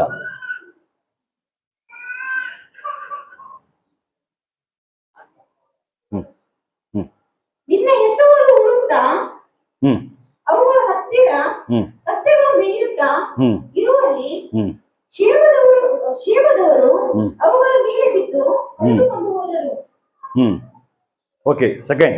ಇದಲ್ಲದೆ ಹ್ಮ್ ಆಳುಗಳನ್ನು ಕತ್ತಿಯಿಂದ ಸಂಹರಿಸಿದರು. ಹ್ಮ್ ಇದನ್ನು ತಿಳಿಸುತ್ತಿರುವ ನಾನೊಬ್ಬನೇ ತಪ್ಪಿಸಿಕೊಂಡು ಉಳಿದಿದ್ದೇನೆ. ಉಳಿದಿದ್ದೇನೆ. ಹ್ಮ್ ಅವನು ಮಾತಾಡುತ್ತಿರುವಾಗಲೇ ಹ್ಮ್ ಮತ್ತೊಬ್ಬನು ಬಂದು ಹ್ಮ್ ದೇವರ ಬೆಂಕಿ ಆಕಾಶದಿಂದ ಬಿದ್ದು ಹ್ಮ್ ಕುರಿಗಳನ್ನು ಆಳುಗಳನ್ನು ದಹಿಸಿ ನುಂಗಿಬಿಟ್ಟಿದೆ. ನುಂಗಿಬಿಟ್ಟಿದೆ. ಹ್ಮ್ ಇದನ್ನು ತಿಳಿಸುತ್ತಿರುವ ನಾನೊಬ್ಬನೇ. ತಪ್ಪಿಸಿಕೊಂಡು ಉಳಿದಿದ್ದೇನೆ ಎಂದನು. 3 ಆಯ್ತು. 4. ಅಷ್ಟರಲ್ಲಿ ಇನ್ನೊಬ್ಬನು ಬಂದು ಹ್ಮ್ ಕಸ್ದೀಯರು ಹ್ಮ್ 3 ಗುಂಪುಗಳಾಗಿ ಬಂದು ಒಂಟೆಗಳ ಮೇಲೆ ಬಿದ್ದು ಹೊಡೆದುಕೊಂಡು ಹೋದರು. ಹೊಡೆದು 4 ಆಯ್ತು. ಹ್ಮ್ ಇದಲ್ಲದೆ ಆಳುಗಳನ್ನು ಕತ್ತಿಯಿಂದ ಹಠ ಮಾಡಿದ್ರು. ಹ್ಮ್ ಇದನ್ನು ತಿಳಿಸುತ್ತಿರುವ ನಾನೊಬ್ಬನೇ ತಪ್ಪಿಸಿಕೊಂಡು ಉಳಿದಿದ್ದೇನೆ ಎಂದನು. ಓಕೆ. ಹ್ಮ್ ಸಂಗಡಲೇ ಬೇರೊಬ್ಬನು ಬಂದು ಸಂಗಡಲೇ ಬೇರೊಬ್ಬನು 18 18 ಇದನ್ನ 18 ಅಲ್ಲ 18. ಇದು ಪಾಯಿಂಟ್ ಮಾಡ್ಕೊಳ್ಳಿ. ಹ್ಮ್ ಸಂಗಡಲೇ ಬೇರೊಬ್ಬನು ಬಂದು ಸಂಗಡಲೇ ಬೇರೊಬ್ಬನು ಬಂದು ನಿನ್ನ ನಿನ್ನ ಕುಮಾರತೆಯರು ತಮ್ಮ ಅಣ್ಣನ ಮನೆಯಲ್ಲಿ ಉಂಡು ಕುಡಿಯುತ್ತಿರುವಾಗ ಇಗೋ ಅರಣ್ಯದ ಕಡೆಯಿಂದ ಬಿರುಗಾಳಿಯು ಬೀಸಿ ಮನೆಯ 4 ಮೂಲೆಗಳಿಗೆ ಬೆಳೆದು ಯೌವನಸ್ಥರ ಮೇಲೆ ಬಿದ್ದಿತು, ಸತ್ತು ಹೋದರು. ಓಕೆ, ಸತ್ತು ಹೋದರು. ಇಲ್ಲಿ ನೋಡಿ, ಯೋಬ ಮತ್ತು ಯೋಬನ ಹೆಂಡತಿ ಇರುವಂತ ಯಾವ ಪ್ಲೇಸ್ ಅಲ್ಲಿ ಸಣ್ಣ ಏನಾದ್ರೂ ಹಾನಿಯಾಗಿದೆಯಾ? ಅವರಿಬ್ರು ಇರುವಂತ ಆ ಒಂದು ಸ್ಥಳದ ಬಿಟ್ಟು ಮಿಕ್ಕಿದ ತನ್ನ ಎಲ್ಲ ಆಡು, ಕುರಿ, ಮೇಕೆ, ಎತ್ತುಗಳು, ಒಂಟೆಗಳು, ಕತ್ತೆಗಳು ಎಲ್ಲವೂ ನಾಶ ಆಗಿದೆ. ಎಲ್ಲ ಸೇವೆ ಮಾಡುವಂತ ಸೈನಿಕರು ನಾಶ ಆಗಿದ್ದಾರೆ. ಆದ್ರೆ ಯೋಬನ 10 ಮಕ್ಕಳು ಸಹ ಸತ್ತೋಗ್ಬಿಟ್ಟಿದ್ದಾರೆ. ಆದ್ರೆ ಯೋಬ ಮತ್ತೆ ಯೋಬನ ಹೆಂಡತಿ ಇರುವಂತ ಪ್ಲೇಸ್ ಅಲ್ಲಿ ಒಂದೇ ಒಂದು ಹಾನಿಯಾಗಿದೆಯಾ? ಎರಡನೇ ಬಾರಿಗೆ ಹೋದ. ಹೋಗಿ ಅವನು ಪರ್ಮಿಷನ್ ತಗೊಂಡು ಬಂದ. ದೇವ್ರ ಹತ್ರ ಬಂದಾಗ ದೇವ್ರು ಹೇಳ್ತಾರೆ, ನಾನು ದೇಹದ ಮೇಲೆ ನಿನಗೆ ಅಧಿಕಾರ ಕೊಡ್ತೇನೆ, ಜೀವದ ಮೇಲೆ ಅಧಿಕಾರ ಕೊಡಲ್ಲ ಅಂತ ಹೇಳ್ತಾರೆ. ಓಕೆನಾ? ಇಲ್ಲಿ ನೋಡಿ, ಯೋಬನಿಗೆ ಶಿಕ್ಷೆ ಬಂದಿದ್ದು ಯಾರಿಂದ? ತನ್ನ ಮಕ್ಕಳಿಂದ ಶಿಕ್ಷೆ ಬಂತು. ಈ ಪರಿಸ್ಥಿತಿಗೆ ಬಂದಿದ್ದ ಕಾರಣ ಯಾರು? ತನ್ನ ಮಕ್ಕಳಿಂದ. ತಾನು ಯಾವ ರೀತಿ ಅಂದ್ರೆ ಒಂದು ಸಿಂಹಾಸನದ ಮೇಲೆ ಕೂತಿರ್ತಕ್ಕಂಥ ಇಡೀ ದೇಶದ ಒಬ್ಬ ದೊರೆ ಇವತ್ತು ಬಂದು ಎಲ್ಲಿ ಕೂತ್ಕೊಂಡಿದ್ದಾನೆ ಗೊತ್ತಾ? ಬೂದಿ ಒಳಗಡೆ ಕೂತ್ಕೊಂಡಿದ್ದಾನೆ. ಅವನ್ 4 ಜನ ಫ್ರೆಂಡ್ಸ್ ಇರ್ತಾರೆ. ಆ ಫ್ರೆಂಡ್ಸ್ಗಳು ಬಂದು ಎದೆ ಬಡ್ಕೊಳ್ತಾರೆ ಅವನನ್ನ ನೋಡಿ. ಅವನ್ ನೋಡ್ಲಿಕ್ಕೆ ಅಷ್ಟು ಬ್ಯೂಟಿ ಇದ್ದ, ಸುಂದರನಾಗಿದ್ದ. ಈಗ ನೋಡಿದ್ರೆ ಎಲ್ಲ ಫುಲ್ ಹುಣ್ಣಾಗ್ಬಿಟ್ಟಿದೆ. ಆ ಹುಣ್ಣಾಗಿ ಗೋಣಿ ತಟ್ಟನ್ನ ಕಟ್ಕೊಂಡಿದ್ದಾನೆ. ಅಲ್ಲಿ ಬಂದು ಅವನು ಉಗುರಲ್ಲಿ ಕೆರ್ಕೊಳಕ್ಕಾಗದೆ ಚೂಪಾದ ಕಲ್ಲನ್ನ ತಗೊಂಡು ಕೆರ್ಕೊಳ್ತಾ ಇದ್ದಾನೆ. ಆ ಕೆರ್ಕೊಳ್ಳೋದಲ್ಲಿ ಆ ಕೀವು ಮತ್ತೆ ರಕ್ತ ಸೋರ್ತಾ ಇದೆ. ಕೀವು ರಕ್ತ ಸೋರ್ತಾ ಇರೋದನ್ನ ನಾಯಿಗಳು ಬಂದು ನೆಕ್ತಾ ಇದ್ದಾವೆ. ಆ ಪರಿಸ್ಥಿತಿಗೆ ಯೋಬ ಹೋದ.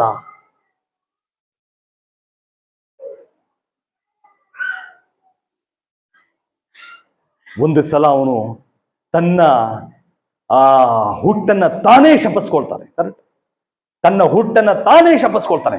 ಆದ್ರೆ ದೇವರ ವಿರುದ್ಧವಾಗಿ ಮಾತಾಡ್ಲಿಲ್ಲ ಆತ. ನಿಮಗೇನ್ ಅರ್ಥ ಆಯ್ತು ಇದರಲ್ಲಿ ಗೊತ್ತಾ? ಏನ್ ಅರ್ಥ ಆಯ್ತು? ನಿಮ್ಮ ಮಕ್ಕಳಿದಾರಲ್ಲ, ನಿಮ್ಮ ಮಕ್ಕಳನ್ನ ಶಿಸ್ತಾಗಿ ಬೆಳೆಸ್ರಿ. ನಾನು ಹೇಳಿದೆ ನಿಮಗೆ ಡೈರಿ ತಗೊಂಬನ್ನಿ ಅಂತ ಹೇಳಿ, ನಾನು ಹೇಳಿದೆ ಬೈಬಲ್ನ ತಗೊಂಬಂದ್ರಿ ಅಂತ ಹೇಳಿ. ನಿಮ್ಮ ಮಕ್ಕಳನ್ನ ಶಿಸ್ತಾಗಿ ಬೆಳೆಸಿ, ದೇವರ ವಾಕ್ಯದಲ್ಲಿ ಬೆಳೆಸಿ, ಕ್ರಿಸ್ತನಲ್ಲಿ ಬೆಳೆಸಿ. ಯಾಕೆ ಅಂತಂದ್ರೆ ನಿಮ್ಮ ಮಕ್ಕಳು ಮಾಡುವಂತ ತಪ್ಪುಗಳಿಂದ ನಾಳೆ ನೀವು ಪಶ್ಚಾತ್ತಾಪ ಪಡ್ತೀರಾ. ಯೋಬನ ಮಕ್ಕಳು ಸತ್ತೋದ್ರು, ಯೋಬ ಬೂದಿ ಒಳಗಡೆ ಕೂತಿದ್ದ. ಇದನ್ನ ಬಹಳ ನೀವು ಜಾಗರೂಕತೆಯಿಂದ ಕೇಳಬೇಕು. ಇದನ್ನ ಜಾಗರೂಕತೆಯಿಂದ ಇದನ್ನ ಹೃದಯದಲ್ಲಿ ಇಟ್ಕೊಂಡು ನೀವು ನಿಮ್ಮ ಮಕ್ಕಳನ್ನ ಬೆಳೆಸಬೇಕು. ನನ್ನ ತಂದೆ ತಾಯಿಗೆ ಕಷ್ಟ ಬಂತು ಅಂತಂದ್ರೆ, ಯೋಬನ ಹೆಂಡತಿಗೆ ಕಷ್ಟ ತಾನೇ ಬಂತು ಅಂತ ಹೇಳಿ ಮಕ್ಳು ಅಂದ್ಕೊಳ್ಬಾಡು. ಫಸ್ಟ್ ಸತ್ತಿದ್ದೆ ಮಕ್ಕಳು, ಆಮೇಲೆ ಯೋಬನ ಹೆಂಡತಿಗೆ ಕಷ್ಟ ಬಂತು. ಲೋಕದ ಆಸೆ, ಲೋಕದ ಚಿಂತೆ, ಲೋಕದ ವ್ಯಾಮೋಹ ಇದನ್ನೆಲ್ಲ ಬಿಟ್ಟು ನಾವು ಕ್ರಿಸ್ತನಲ್ಲಿ ಬೆಳಿಬೇಕು. ದೇವರ ಸೇವೆ ಒಳಗಡೆ ಬೆಳಿಬೇಕು. ಆಗ ನಮ್ಮ ದೇವರು ಯಾವ ರೀತಿ ಅಂತಂದ್ರೆ, ನೀತಿವಂತನ ವಂಶವು 112 ತೆಗೆಯಮ್ಮ ಕೀರ್ತನೆ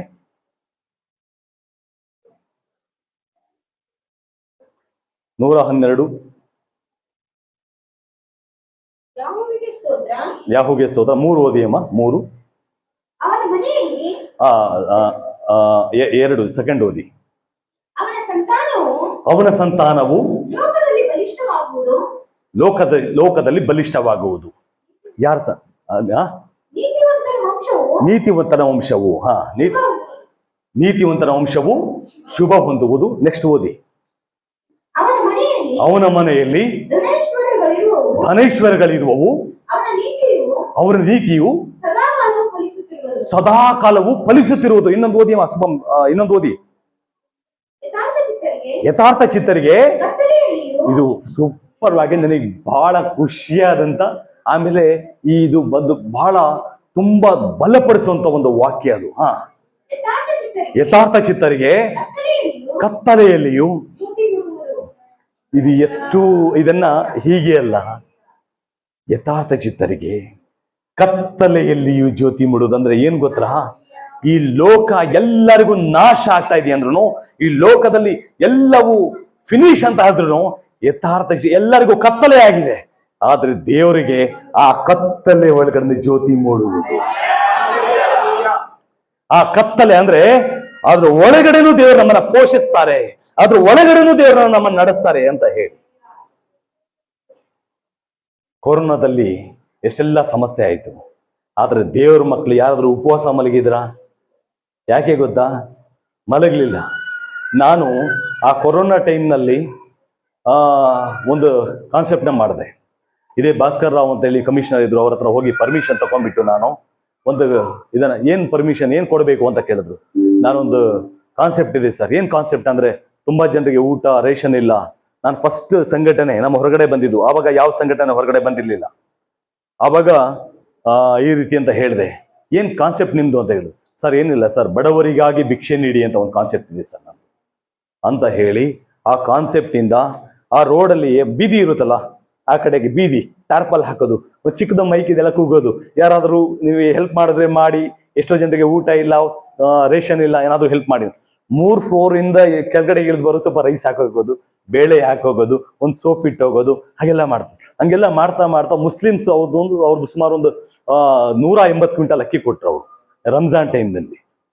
ಆಮೇಲೆ ಬೇರೆ ಬೇರೆ ಎಲ್ಲ ಕೊಟ್ಟು ಲಾಸ್ಟಲ್ಲಿ ಕೊನೆ ತನಕ ನನ್ನ ಹತ್ರ ಬಂದಿದ್ದ ರೈಸ್, ಟೋಟಲ್ ರೈಸೇ 2700 ಕ್ವಿಂಟಲ್ ರೈಸ್ ಬಂದಿತ್ತು ನನಗೆ. ಸುಮಾರು 250 ಕ್ವಿಂಟಲ್ ತೊಗರಿಬೇಳೆ ಬಂತು. ಆಮೇಲೆ ಸುಮಾರು ಎಷ್ಟೋ ಹಣ ಎಲ್ಲ, ಸುಮಾರು 8.5-9 ಲಕ್ಷ ಹಣ ಎಲ್ಲ ಬಂತು. ಆದ್ರೆ ಅದರಲ್ಲಿ ಸುಮಾರು 2 ತಿಂಗಳಿಗೆ ಆಗುವಷ್ಟು ಪಾಸ್ಟರ್ಸ್ಗಳಿಗೆಲ್ಲ ನಾನು ರೇಷನ್ ಎಲ್ಲ ಕೊಟ್ಟೆ, ಅನ್ನರಿಗೂ ಕೊಟ್ಟೆ. ಎಲ್ಲಪ್ಪ ನಿಮಗೆ ಊಟ ಎಲ್ಲಿ ಸಿಗುತ್ತೆ, ರೇಷನ್ ಎಲ್ಲಿ ಸಿಗುತ್ತೆ ಅಂದ್ರೆ ಪ್ರಜ್ವಲ್ ಸ್ವಾಮಿಯವ್ರ ಮನೆಗೆ ಹೋಗ್ರಿ, ಪ್ರಜ್ವಲ್ ಸ್ವಾಮಿಯವ್ರ ಮನೆ. ಕೊನೆಗೆ ಏನಾಗಿದೆ ಗೊತ್ತಾ? ನಮ್ಮ ಮನೆ ಒಳಗಡೆ ನಮಗೆ ಊಟಕ್ಕೆ ಇರ್ಲಿಲ್ಲ. ಬರೋರು, ಅಣ್ಣ ಏನ್ ಮಾಡ್ಬೇಕು ಗೊತ್ತಿಲ್ಲ, ಚಿಕ್ಕ ಮಕ್ಕಳಿದ್ದಾರೆ, ಊಟ ಮಾಡಿ 2 ದಿವಸ ಆಯ್ತಣ್ಣ, ಏನಾದ್ರೂ ಮಾಡಿ ಕೊಡಿ ಅಂತ ಹೇಳಿ.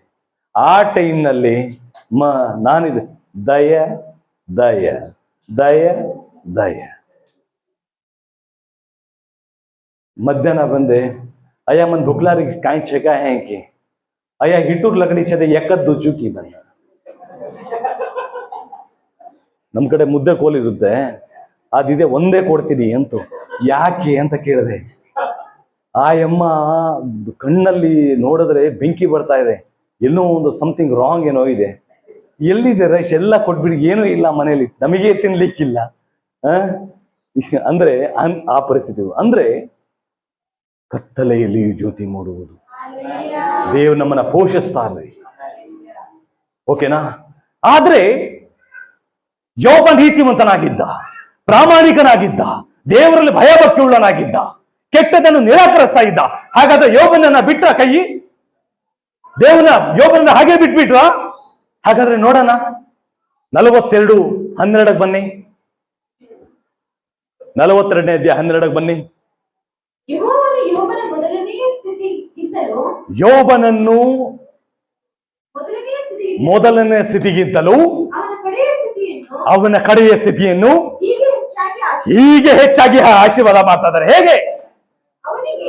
ಅವನಿಗೆ 14,000 ಕುರಿಗಳು, 14,000 ಕುರಿಗಳು. 7,000 ಇತ್ತು, ಇವ 14,000 ಕುರಿಗಳು. 6,000 ಒಂಟೆಗಳು, 3,000 ಇತ್ತು, 6,000 ಒಂಟೆಗಳಾಯ್ತು. ಇವಾಗ 1,000 ಜೋಡಿ ಎತ್ತುಗಳು, 500 ಜೋಡಿ ಇತ್ತಿತ್ತು, ಇವಾಗ 1,000 ಜೋಡಿ ಎತ್ತಾಯ್ತು. 1,000 ಹೆಣ್ಣು ಕತ್ತೆಗಳು, 500 ಇದ್ದಿದ್ದು 1,000 ಹೆಣ್ಣು ಕತ್ತೆಗಳಾಯ್ತು. ಇಷ್ಟು ಮಾತ್ರವಲ್ಲದೆ 7 ಮಂದಿ ಗಂಡು ಮಕ್ಕಳು, 7 ಮಂದಿ ಗಂಡು ಮಕ್ಕಳು. ಮತ್ತೆ ಅವರಿಗೆ ಎಷ್ಟು ಜನ ಇದ್ರು? ಯೋಬನಿಗೆ ಎಷ್ಟು ಜನ ಇತ್ತು ಮಕ್ಕಳು? 10 ಮಕ್ಕಳಿದ್ರಲ್ಲ, 10 ಜನ ಮಕ್ಕಳಿದ್ರಲ್ಲ. ಆದ್ರೆ ನೋಡಿ, ನಾನು ನಮ್ಮ ಅತ್ತೆ ಒಬ್ಬರಿದ್ರು. ನಮ್ಮ ಅತ್ತೆಗೆ 16-17 ಜನ ಮಕ್ಕಳು ನಮ್ಮ ಅತ್ತೆಗೆ. ಅವರು ಅದೊಂದು ಮಗು ಒಂದು ಚಿಕ್ಕ ವಯಸ್ಸಲ್ಲ ಒಂದು ಸತ್ತೋಗ್ಬಿಟ್ಟಿದ್ದು. ಆ 17 ಜನ ಮಕ್ಕಳಲ್ಲೂ ಆ ಒಂದು ಚಿಕ್ಕ ವಯಸ್ಸಲ್ಲಿ ಸತ್ತೋಗು ಮಾರ್ಬೇಡ ಅಂತ ಆಡ್ತಾ ಇದ್ದು.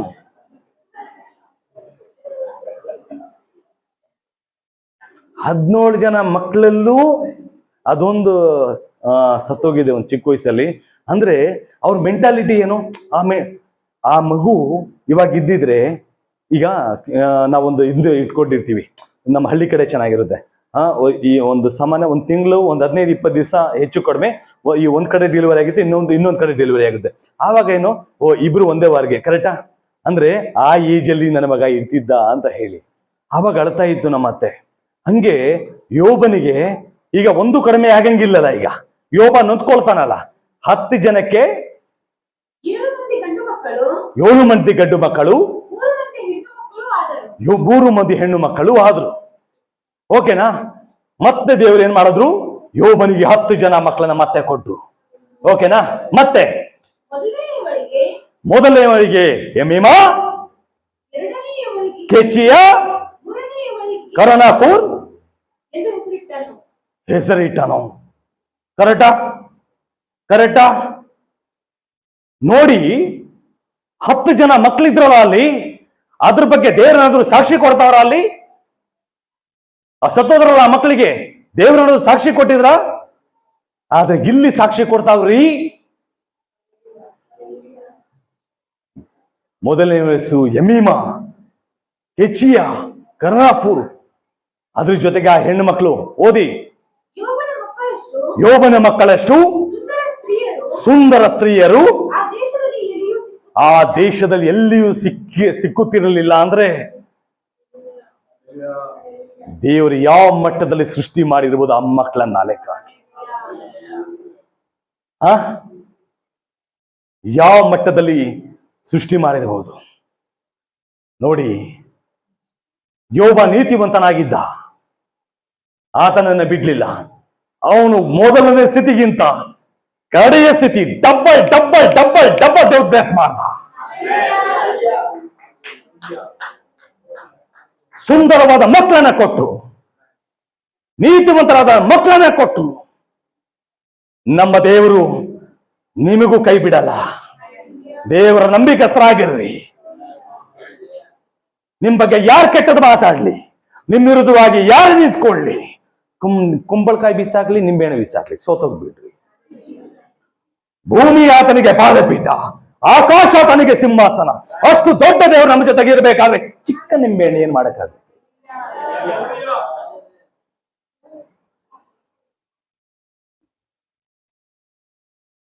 ಯಾವ ಶಕ್ತಿಯು ನಮ್ಮ ದೇವರ ಮುಂದೆ ನಿಲ್ಲೋದಿಲ್ಲ. ಸರ್ವಶಕ್ತನಾದ ದೇವರು, ಭೂಮಿ ಆಕಾಶಗಳನ್ನು ಉಂಟು ಮಾಡಿದಂತ ದೇವರು. ಲೆಕ್ಕ ಹಾಕಿ ನಮ್ಮ ದೇವರು ಎಷ್ಟು ದೊಡ್ಡ ದೇವರು ಅಂತ ಹೇಳಿ. ಒಂದು ದೂತ 1,83,000 ಜನರನ್ನ ಸಂಹಾರ ಮಾಡ್ದ ಅಂದ್ರೆ, ನಿಮ್ಮ ಸುತ್ತಲೂ 1,000 ಲಕ್ಷಾಂತರ ದೂತರ ನಿಮ್ಮನ್ನ ಕಾಯ್ಲಿಕ್ಕೆ ಇಟ್ಟಿದಾರಲ್ಲ, ನಿಮ್ಮನ್ನ ಯಾರನ್ನ ಮುಟ್ಲಿಕ್ಕೆ ಆಗುತ್ತೇನ್ರಿ? ಯಾರಾದ್ರೂ ನಿಮ್ಮನ್ನ ಟಚ್ ಮಾಡ್ಲಿಕ್ಕೆ ಆಗುತ್ತಾ? ನಿಮ್ಮನ್ನ ಮುಟ್ಟುವವನು, ನಿಮ್ಮ ತಗಲುವವನು ನನ್ನ ಕಣ್ಣು ಗುಡ್ಡನ ಫಸ್ಟ್ ಟಚ್ ಮಾಡಿ ಬರಬೇಕು ಅಂತ ನಮ್ಮ ದೇವರು ಹೇಳ್ತಾರೆ. ನಮ್ಮ ದೇವರ ಕಣ್ಣು ಗುಡ್ಡನ ಟಚ್ ಮಾಡಿ ಬರಬೇಕು. ನಮ್ಮನ್ನು ಮುಟ್ಲಿಕ್ಕೆ ಆಗುತ್ತಾ? ನಮ್ಮನ್ನ ಯಾವ ಮಾತ್ರ ಶಕ್ತಿ ನಮ್ಮ ಮುಟ್ಲಿಕ್ಕೆ ಆಗುತ್ತೆ? ಯಾವ ವಸ್ತುಗಳು ನಮ್ಮ ವಿರುದ್ಧವಾಗಿ ನಿಲ್ಲಕ್ಕಾಗುತ್ತೆ?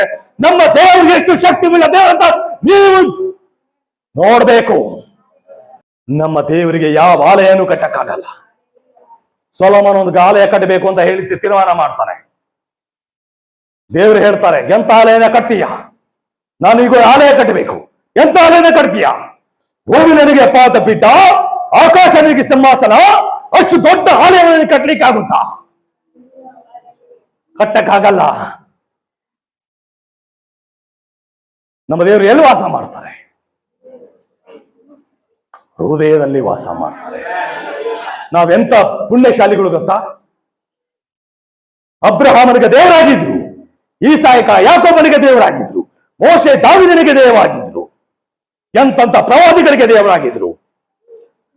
ಆದ್ರೆ ಮತ್ತಾಯ ಬರೆದ ಸುವಾರ್ತೆ 6ನೇ ಅಧ್ಯಾಯದಲ್ಲಿ ಅಪ್ಪ ತಂದೆಯೇ ಅಂತೇಳಿ ಪ್ರಾರ್ಥನೆ ಮಾಡುವಂತ ಅವಕಾಶ ನಮಗ್ ಮಾತ್ರ ಕೊಟ್ಟಿದ್ದು ರೀ. ಅವ್ರಿಗೆ ಕೊಡ್ಲಿಲ್ಲ. ಅವ್ರಿಗೆ ಅಪ್ಪ ಅಂತ ಪ್ರಾರ್ಥನೆ ಮಾಡ್ಲಿಕ್ಕೆ ಕೊಡ್ಲಿಲ್ಲ. ನಮಗೆ ಮಾತ್ರ ಅಪ್ಪ ಅಂತ ಪ್ರಾರ್ಥನೆ ಮಾಡಿ ಕೊಟ್ಟು ನಮಗೆ ಇವತ್ತು ಅಪ್ಪ ಆಗಿದ್ದಾರೆ. ನಾವು ಅವರಿಗೆ ದೇವರಾಗಿದ್ರು, ನಮಗೆ ಅಪ್ಪ ಆಗಿದ್ದಾರೆ. ಮೊದಲನೇ ಆದಾಮ ಮಾಡಿದ ಪಾಪದಿಂದ ಅಪ್ಪನ ಸ್ಥಾನ ಕಿತ್ಕೊಂಡಿದ್ರು. 2ನೇ ಆದಾಮ ಬಂದ, ಮತ್ತೆ ತಮ್ಮ ಪಾಪ ಶಾಪ ದ್ರೋಹಗಳೆಲ್ಲ ತನ್ನ ಮೇಲೆ ಹಾಕಿಕೊಂಡು ನಮ್ಮನ್ನ ಶುದ್ಧಿ ಮಾಡಿ ಮತ್ತೆ ತಿರ್ಗ ಅಪ್ಪನ ಸ್ಥಾನವನ್ನ ದೇವರು ಕೊಟ್ಟರು. ನಮಗೆ ನಮ್ಮ ದೇವರು ಒಳ್ಳೆಯವರು, ಯಾವಾಗ್ಲೂ ಎಂದೆಂದು ಒಳ್ಳೆಯದನ್ನೇ ಮಾಡುವಂತ ದೇವರು. ಎಸ್, ಬ್ಲಡ್ ಕ್ಲಾಟ್ ಆಗ್ಬಾರ್ದು. ಕ್ಲಾಟ್ ಆದ್ರೆ ಹಾರ್ಟ್ ಅಟ್ಯಾಕ್ ಆಗ್ಬಿಡುತ್ತೆ. ಕರೆಕ್ಟಾ? ಸ್ಪೀಡಲ್ಲಿ ಓಡಬೇಕು, ಬಿಸಿ ಆಗ್ಬೇಕು. ಒಂದು ಸಲ ಸ್ಟಾರ್ಟ್ ಮಾಡಿದ್ರೆ ಸ್ಟಾಪ್ ಆಗ್ಬಾರ್ದು. ದೇವರ ಸೇವೆ ಒಳಗಡೆ ಯಾರು ಸಹ ಸೈಲೆಂಟ್ ಆಗಿದ್ಬೇಡ್ರಿ. ಸುವಾರ್ತೆ ಸಾರ್ರಿ. ನನ್ನ ಟಾರ್ಗೆಟ್ ಈ ಡಿಸೆಂಬರ್ಗೆ 10 ಜನರಿಗೆ ನಾನು ಚರ್ಚೆಗೆ ಕರ್ಕೊಂಡು ಬರ್ತೇನೆ. ನಿಮ್ ಕೈಲಾಗಲ್ಲ, ನಿಮ್ಮ ಮೂಲಕ ನಮ್ಮ ದೇವರ ಕಾರ್ಯ ಮಾಡ್ತಾರೆ. ಯೇಸುವಿನ ನಾಮದಲ್ಲಿ ಮುಂದೆ ಒಂದು ಹೆಜ್ಜೆ ಇಡ್ರಿ. ದೇವರು ನಿಮ್ಮನ್ನು ದಾರಿ ಸರಗ ಮಾಡ್ತಾರೆ. 10 ಜನರಿಗೆ ನಾನು ಸುವಾರ್ತೆ ಸಾರಿ ದೇವ್ರ ಕಡೆ ಕರ್ಕೊಂಡ್ ಬರ್ತೀನಿ ಅಂತ ಹೇಳಿ 10 ಜನರಿಗೆ ಟಾರ್ಗೆಟ್ ಮಾಡ್ರಿ. 10 ಜನರಿಗೆ ಟಾರ್ಗೆಟ್. ಎಷ್ಟು ಜನ ಇದ್ದೀರಿ? 100 ಜನ. ಈ 100 ಜನ 10 ಜನ ಆದ್ರೆ 1,000 ಜನ 1 ವರ್ಷಕ್ಕೆ ಬಂದ್ರು. ನಮ್ಮನ್ನ ಹಾಗೆ ಕೂರ್ಲಿಕ್ಕೆ ಕರೀಲಿಲ್ಲ ದೇವರು. ನಿಮಗೊಂದು ವಿಷಯ ಹೇಳ್ತೇನೆ. ನಾನು ಪ್ರಾರ್ಥನೆ ಮಾಡ್ತಾನೆ, ನಾನು ಮೊಣಕಾಲು ಹಾಕ್ತಾನೆ, ನಾನು ಉಪವಾಸ ಮಾಡ್ತಾನೆ, ನಾನು ದೀಕ್ಷೆ ಸ್ಥಾನ ತಗೊಂಡಿದ್ದೇನೆ, ನಾನು ಕರ್ತನ ಮೇಸ್ ತಗೊಳ್ತಾನೆ, ದಶಮ ಭಾಗ ಕಾಣಿಕೆ ನಾನು ಕೊಡ್ತಾ ಇದ್ದೇನೆ. ನಾನು ಪರಲೋಕಕ್ಕೆ ಹೋಗ್ತೀನ.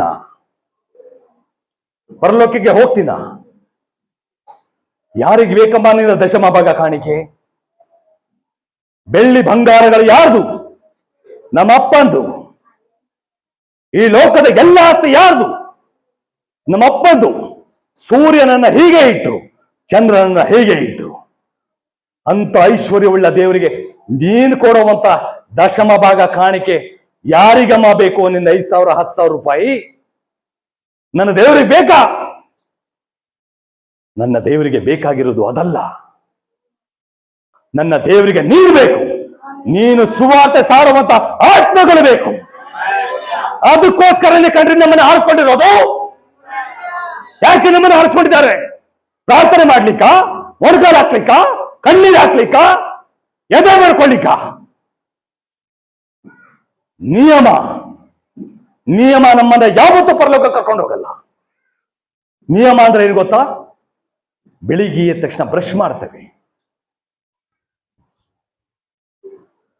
ಸ್ನಾನ ಮಾಡ್ತೇವೆ, ಟಿಫನ್ ಮಾಡ್ತೇವೆ, ಬಟ್ಟೆ ಹಾಕೊಳ್ತೇವೆ. ದಿನಚರಿಗೆಲ್ಲ ಕೆಲಸ ಮಾಡಲೇಬೇಕಾ? ನಿಯಮ ಮಾಡಲೇಬೇಕದು, ನಿಯಮ ಮಾಡಲೇಬೇಕು. ಬಟ್ ಜವಾಬ್ದಾರಿ, ಏನ್ ಜವಾಬ್ದಾರಿ? ನೀವೇನ್ ಮಾಡ್ತಾ ಇದ್ದೀರಿ?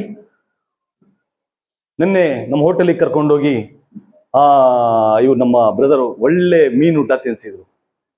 ಆ ಪಾಸ್ಟ್ ಅವ್ರ ಬ್ರದರ್ ಪಾಸ್ಟ್ ಮೀನ್ ಅಂತ ಹೇಳಿದ್ರ ಯಾವ ಹೋಟೆಲ್ ಹತ್ರ ಹೋಗೋ ತನಕ ಆ ಮೀನೇ ಟಚ್ ಮಾಡ್ತಾ ಇತ್ತು ನನ್ನ ಕಣ್ಣಿಗೆ.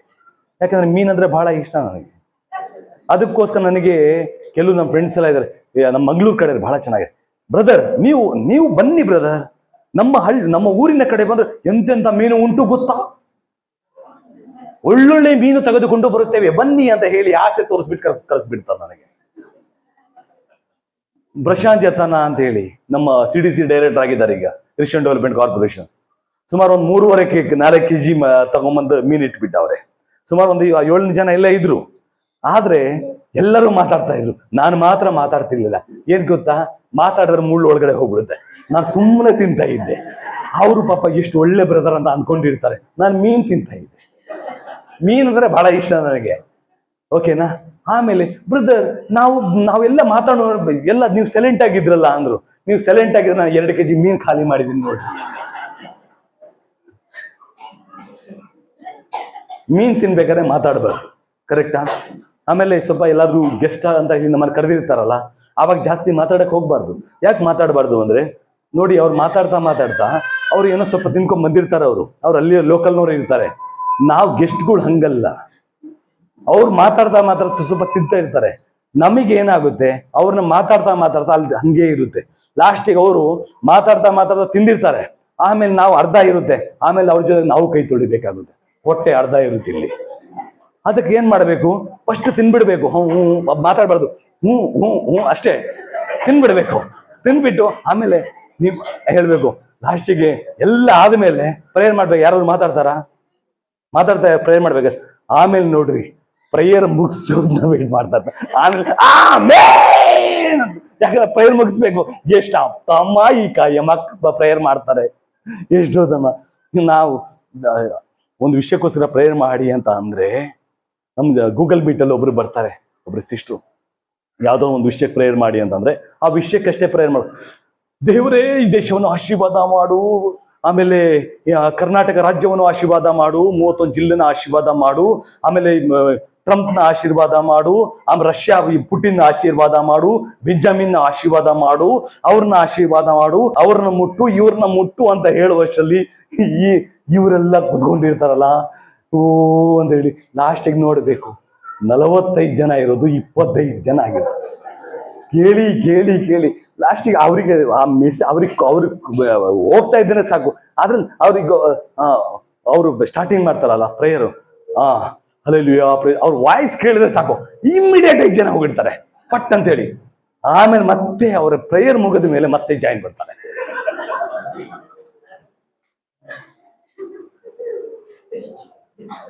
ನಾವೊಂದ್ ಕಡೆ ಹೋದ್ವಿ, ಒಂದು ಊಟಕ್ಕೋಸ್ಕರ ಮಧ್ಯಾಹ್ನ ತುಂಬಾ ಸುಸ್ತಾಗಿತ್ತು. ತುಂಬಾ ಎಲ್ಲ ಕಡೆ ಎಲ್ಲ ಹೋಗಿ ಎಲ್ಲ ಒಂದ್ ಕಡೆ ಊಟಕ್ಕೆ ಕೂತ್ಕೊಂಡ್ವಿ ಹೋಟೆಲಲ್ಲಿ. ಸರಿ, ನಾವು ಹೇಳಿದ್ವಿ ಬ್ರದರ್ ಒಂದು ಪ್ರೇಯರ್ ಮಾಡಿ ಅಂತ ಹೇಳಿ. ಅವರು ಪಾಪ ಎಲ್ಲ ಬಿಸಿದೆಲ್ಲ ತಗೊಂಬಂದಿರಲ್ಲ. ಇವ್ರು ಪ್ರೇಯರ್ ಮಾಡಿದ್ರು. ಪ್ರೇಯರ್ ಮಾಡ್ತಾ ಆ ಹೊಗೆ ಬರ್ತಾ ಇತ್ತಲ್ಲಮ್ಮ, ಹೊಗೆ ಅಲ್ಲ, ಮುಟ್ಟಿದ್ರು ಕೂಡ ಬಿಸಿ ಇಲ್ಲ, ಎಲ್ಲ ಹೋಯ್ತು. ಲಾಸ್ಟ್ ಅಲ್ಲಿ ಇವರು ಪಾಪ ಬ್ರದರ್ ಇದಾರಲ್ಲ, ಇವ್ರ ಪಾಪ ಕಣ್ ತೆಗಿಯಕ್ ಆಗಲ್ಲ. ಯಾಕಂದ್ರೆ ನಾನು ಮುಂದೆಗಡೆ ಕೂತಿದ್ವಿ.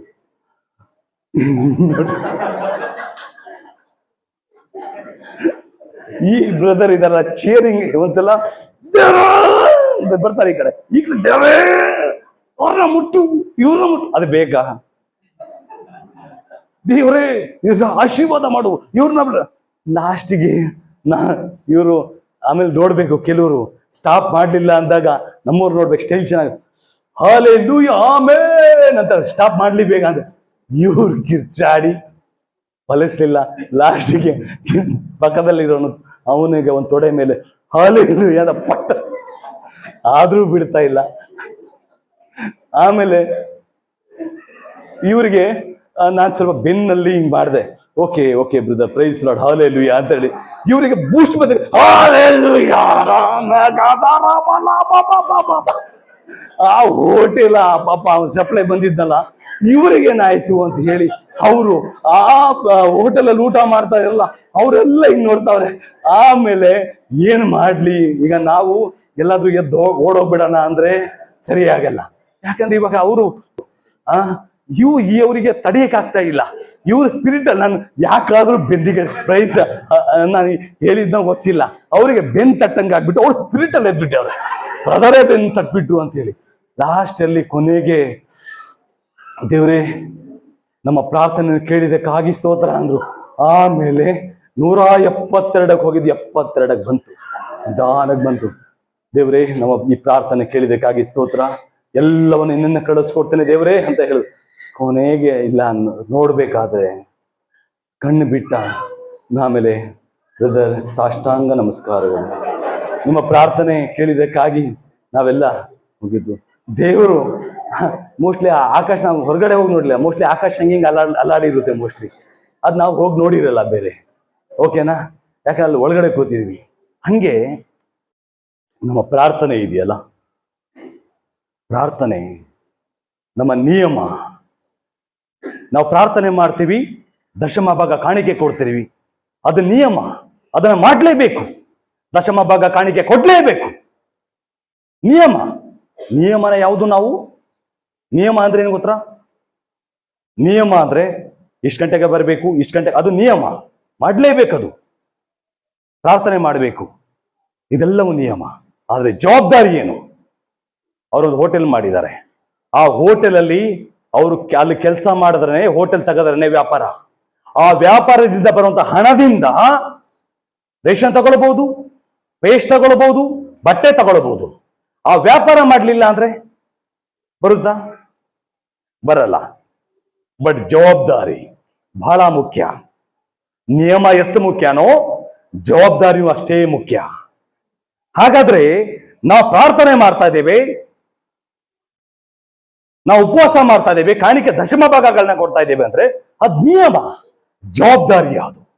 ಮತ್ತಾಯ ಬರೆದ ಸುವಾರ್ತೆ 28ನೇ ಅಧ್ಯಾಯ ಕೊನೆ ವಚನ, ಲೋಕದ ಕಟ್ಟೆಗಡೆ ಹೋಗ್ರಿ, ಸುವಾರ್ತನೆ ಸಾರ್ರಿ, ತಂದೆ ಮಗ ಪರಿಶುದ್ಧಾತ್ಮನ ಹೆಸರಿನಲ್ಲಿ ದೀಕ್ಷೆ ಸ್ಥಾನ ಕೊಡ್ರಿ,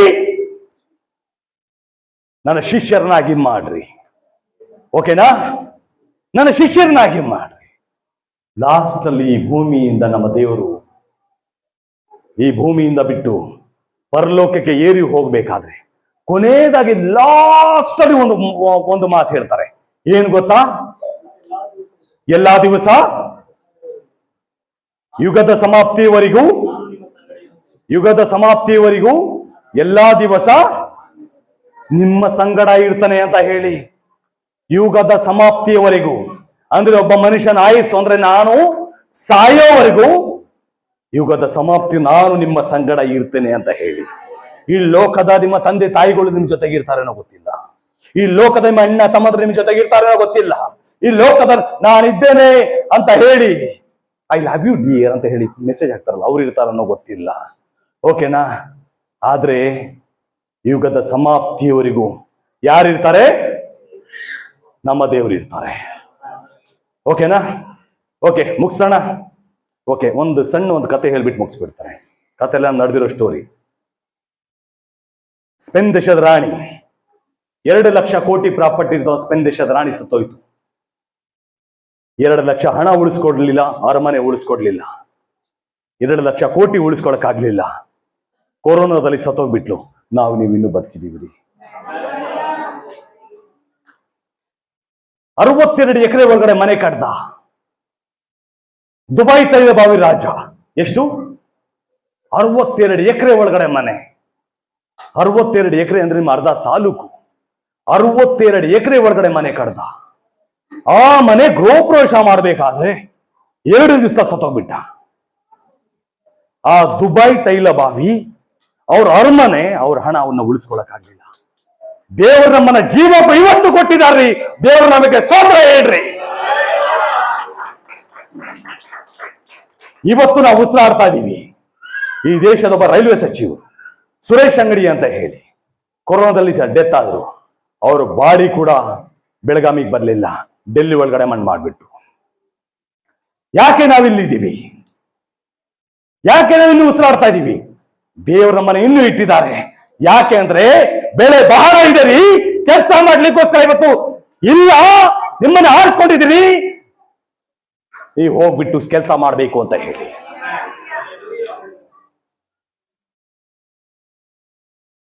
ಅಂತ ನಾನು ಹೇಳ್ತಾ ದೇವ್ರು ನಿಮ್ಮೆಲ್ಲರನ್ನೂ ಆಶೀರ್ವಾದ ಮಾಡಲಿ. ದೇವ್ರು ನಿಮ್ಮನ್ನ ಬಲಪಡಿಸ್ಲಿ, ನಿಮ್ಮ ಕುಟುಂಬವನ್ನು ಆಶೀರ್ವಾದ ಮಾಡಲಿ. Thank you so much pastor, thank you very much. ದೇವ್ರ ಚಿತ್ತ ಇತ್ತು, ಇಲ್ಲಿ ಬರಬೇಕಾಗಿತ್ತು, ಇವನ್ನೆಲ್ಲ ಸ್ವಲ್ಪ ಗೋಳೊಯ್ಕೋಬೇಕಾಗಿತ್ತು. ಓಕೆನಾ? ಯಾಕೆಂದ್ರೆ ದೇವರ ಚಿತ್ತ ಆಕಾಶದಿಂದ ಬಿದ್ದ ಮಳೆಯಿಂದ ಒಂದು ಹುಲ್ಲುಗರಿಗೆ ಚಿಗರದೇ ಇರಬಹುದು, ಆದರೆ ದೇವರ ಮಾತುಗಳು, ದೇವರ ವಾಕ್ಯಗಳು ಇಂದು ಸುಳ್ಳಾಗುವುದಿಲ್ಲ. ಓಕೆನಾ? ಹಾಗಾಗಿ ದೇವ್ರ ಚಿತ್ತ ಇತ್ತು, ನನಗಿಲ್ಲಿ ಬರಲಿಕ್ಕೆ ದೇವರು ಅವಕಾಶ ಕೊಟ್ಟರು. ದೇವ್ರು ನಿಮ್ಮನ್ನು ಆಶೀರ್ವಾದ ಮಾಡಲಿ. Thank you so much. ನನಗೆ ಪಾಸ್ಟರ್ ಬಗ್ಗೆ ಹೇಳ್ತಾನೆ. ನಾನು ನಿಜ ತುಂಬಾ ಪ್ರೀತಿ ಮಾಡುವಂತ ಪಾಸ್ಟರ್ ಇವರು. ಯಾಕೆ ಅಂತಂದ್ರೆ ನಾನು ಮಣಿಪುರ್ ಹೋಗ್ಬೇಕಾದ್ರೆ ನೀವೆಲ್ಲ ಹಣ ಕೊಟ್ಟಿದ್ರಲ್ಲ, ಮತ್ತೆ ನನಗೆ ಕೇಳಬೇಕಲ್ಲ ನೀವು ಹಣ ಕೊಟ್ಟಿದ್ರಿ ಅಂತ ಹೇಳಿ. ನೀವು ಹಣ ಕೊಟ್ಟಿದ್ದು ಏನು ಮಾಡಿದ್ರಿ ಅಂತ ಕೇಳಬೇಕಲ್ಲ. ಮಣಿಪುರದಲ್ಲಿ ಎಷ್ಟೋ ಜನ ಬೀದಿಲಿರೋರಿಗೆ ನಾವೆಲ್ಲ ಅವರಿಗೆ ಆಧರಿಸಿ ಅವರಿಗೆ ಸುಮಾರು 8.5 ರಿಂದ 9 ಲಕ್ಷ ಹಣ ನಾವು ಅಲ್ಲಿ ಸಹಾಯ ಮಾಡಿ ಬಂದ್ವಿ ನಾವು. ಅದರಲ್ಲಿ ನಿಮ್ಮ ಸಭೆದು ಒಂದು ಪಾಲಿದೆ ನನಗೆ. ನಿಮ್ಮ ಇಡೀ ಬಿಜಾಪುರ ಜಿಲ್ಲೆ ಒಳಗಡೆ ಒಂದೇ ಒಂದು ಸಭೆ ಸಪೋರ್ಟ್ ಮಾಡ್ತಂದ್ರೆ ಅದು ನಿಮ್ಮ ಸಭೆ ಮಾತ್ರ, ನಿಮ್ಮ ಪಾಸ್ಟರ್ ಮಾತ್ರ. Thank you. ನಾವು ಯಾವತ್ತೂ ನಿಮ್ಮ ಜೊತೆಗಿದ್ದೇವೆ. ಅಖಿಲ ಭಾರತ ಕ್ರೈಸ್ತ ಮಹಾಸಭಾ ನಿಮ್ಮ ಜೊತೆಗಿದೆ.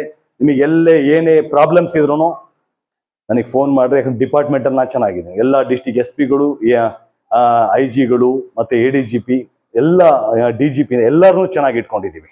ಯಾಕಂದ್ರೆ ಅವ್ರನ್ನ ನಾವು ಗೌರವಿಸ್ತೀವಿ, ಮತ್ತೆ ನನ್ನ ಜೊತೆಗೆ ಅವ್ರು ಚೆನ್ನಾಗಿದ್ದಾರೆ. Okay, thank you so much. Praise lord.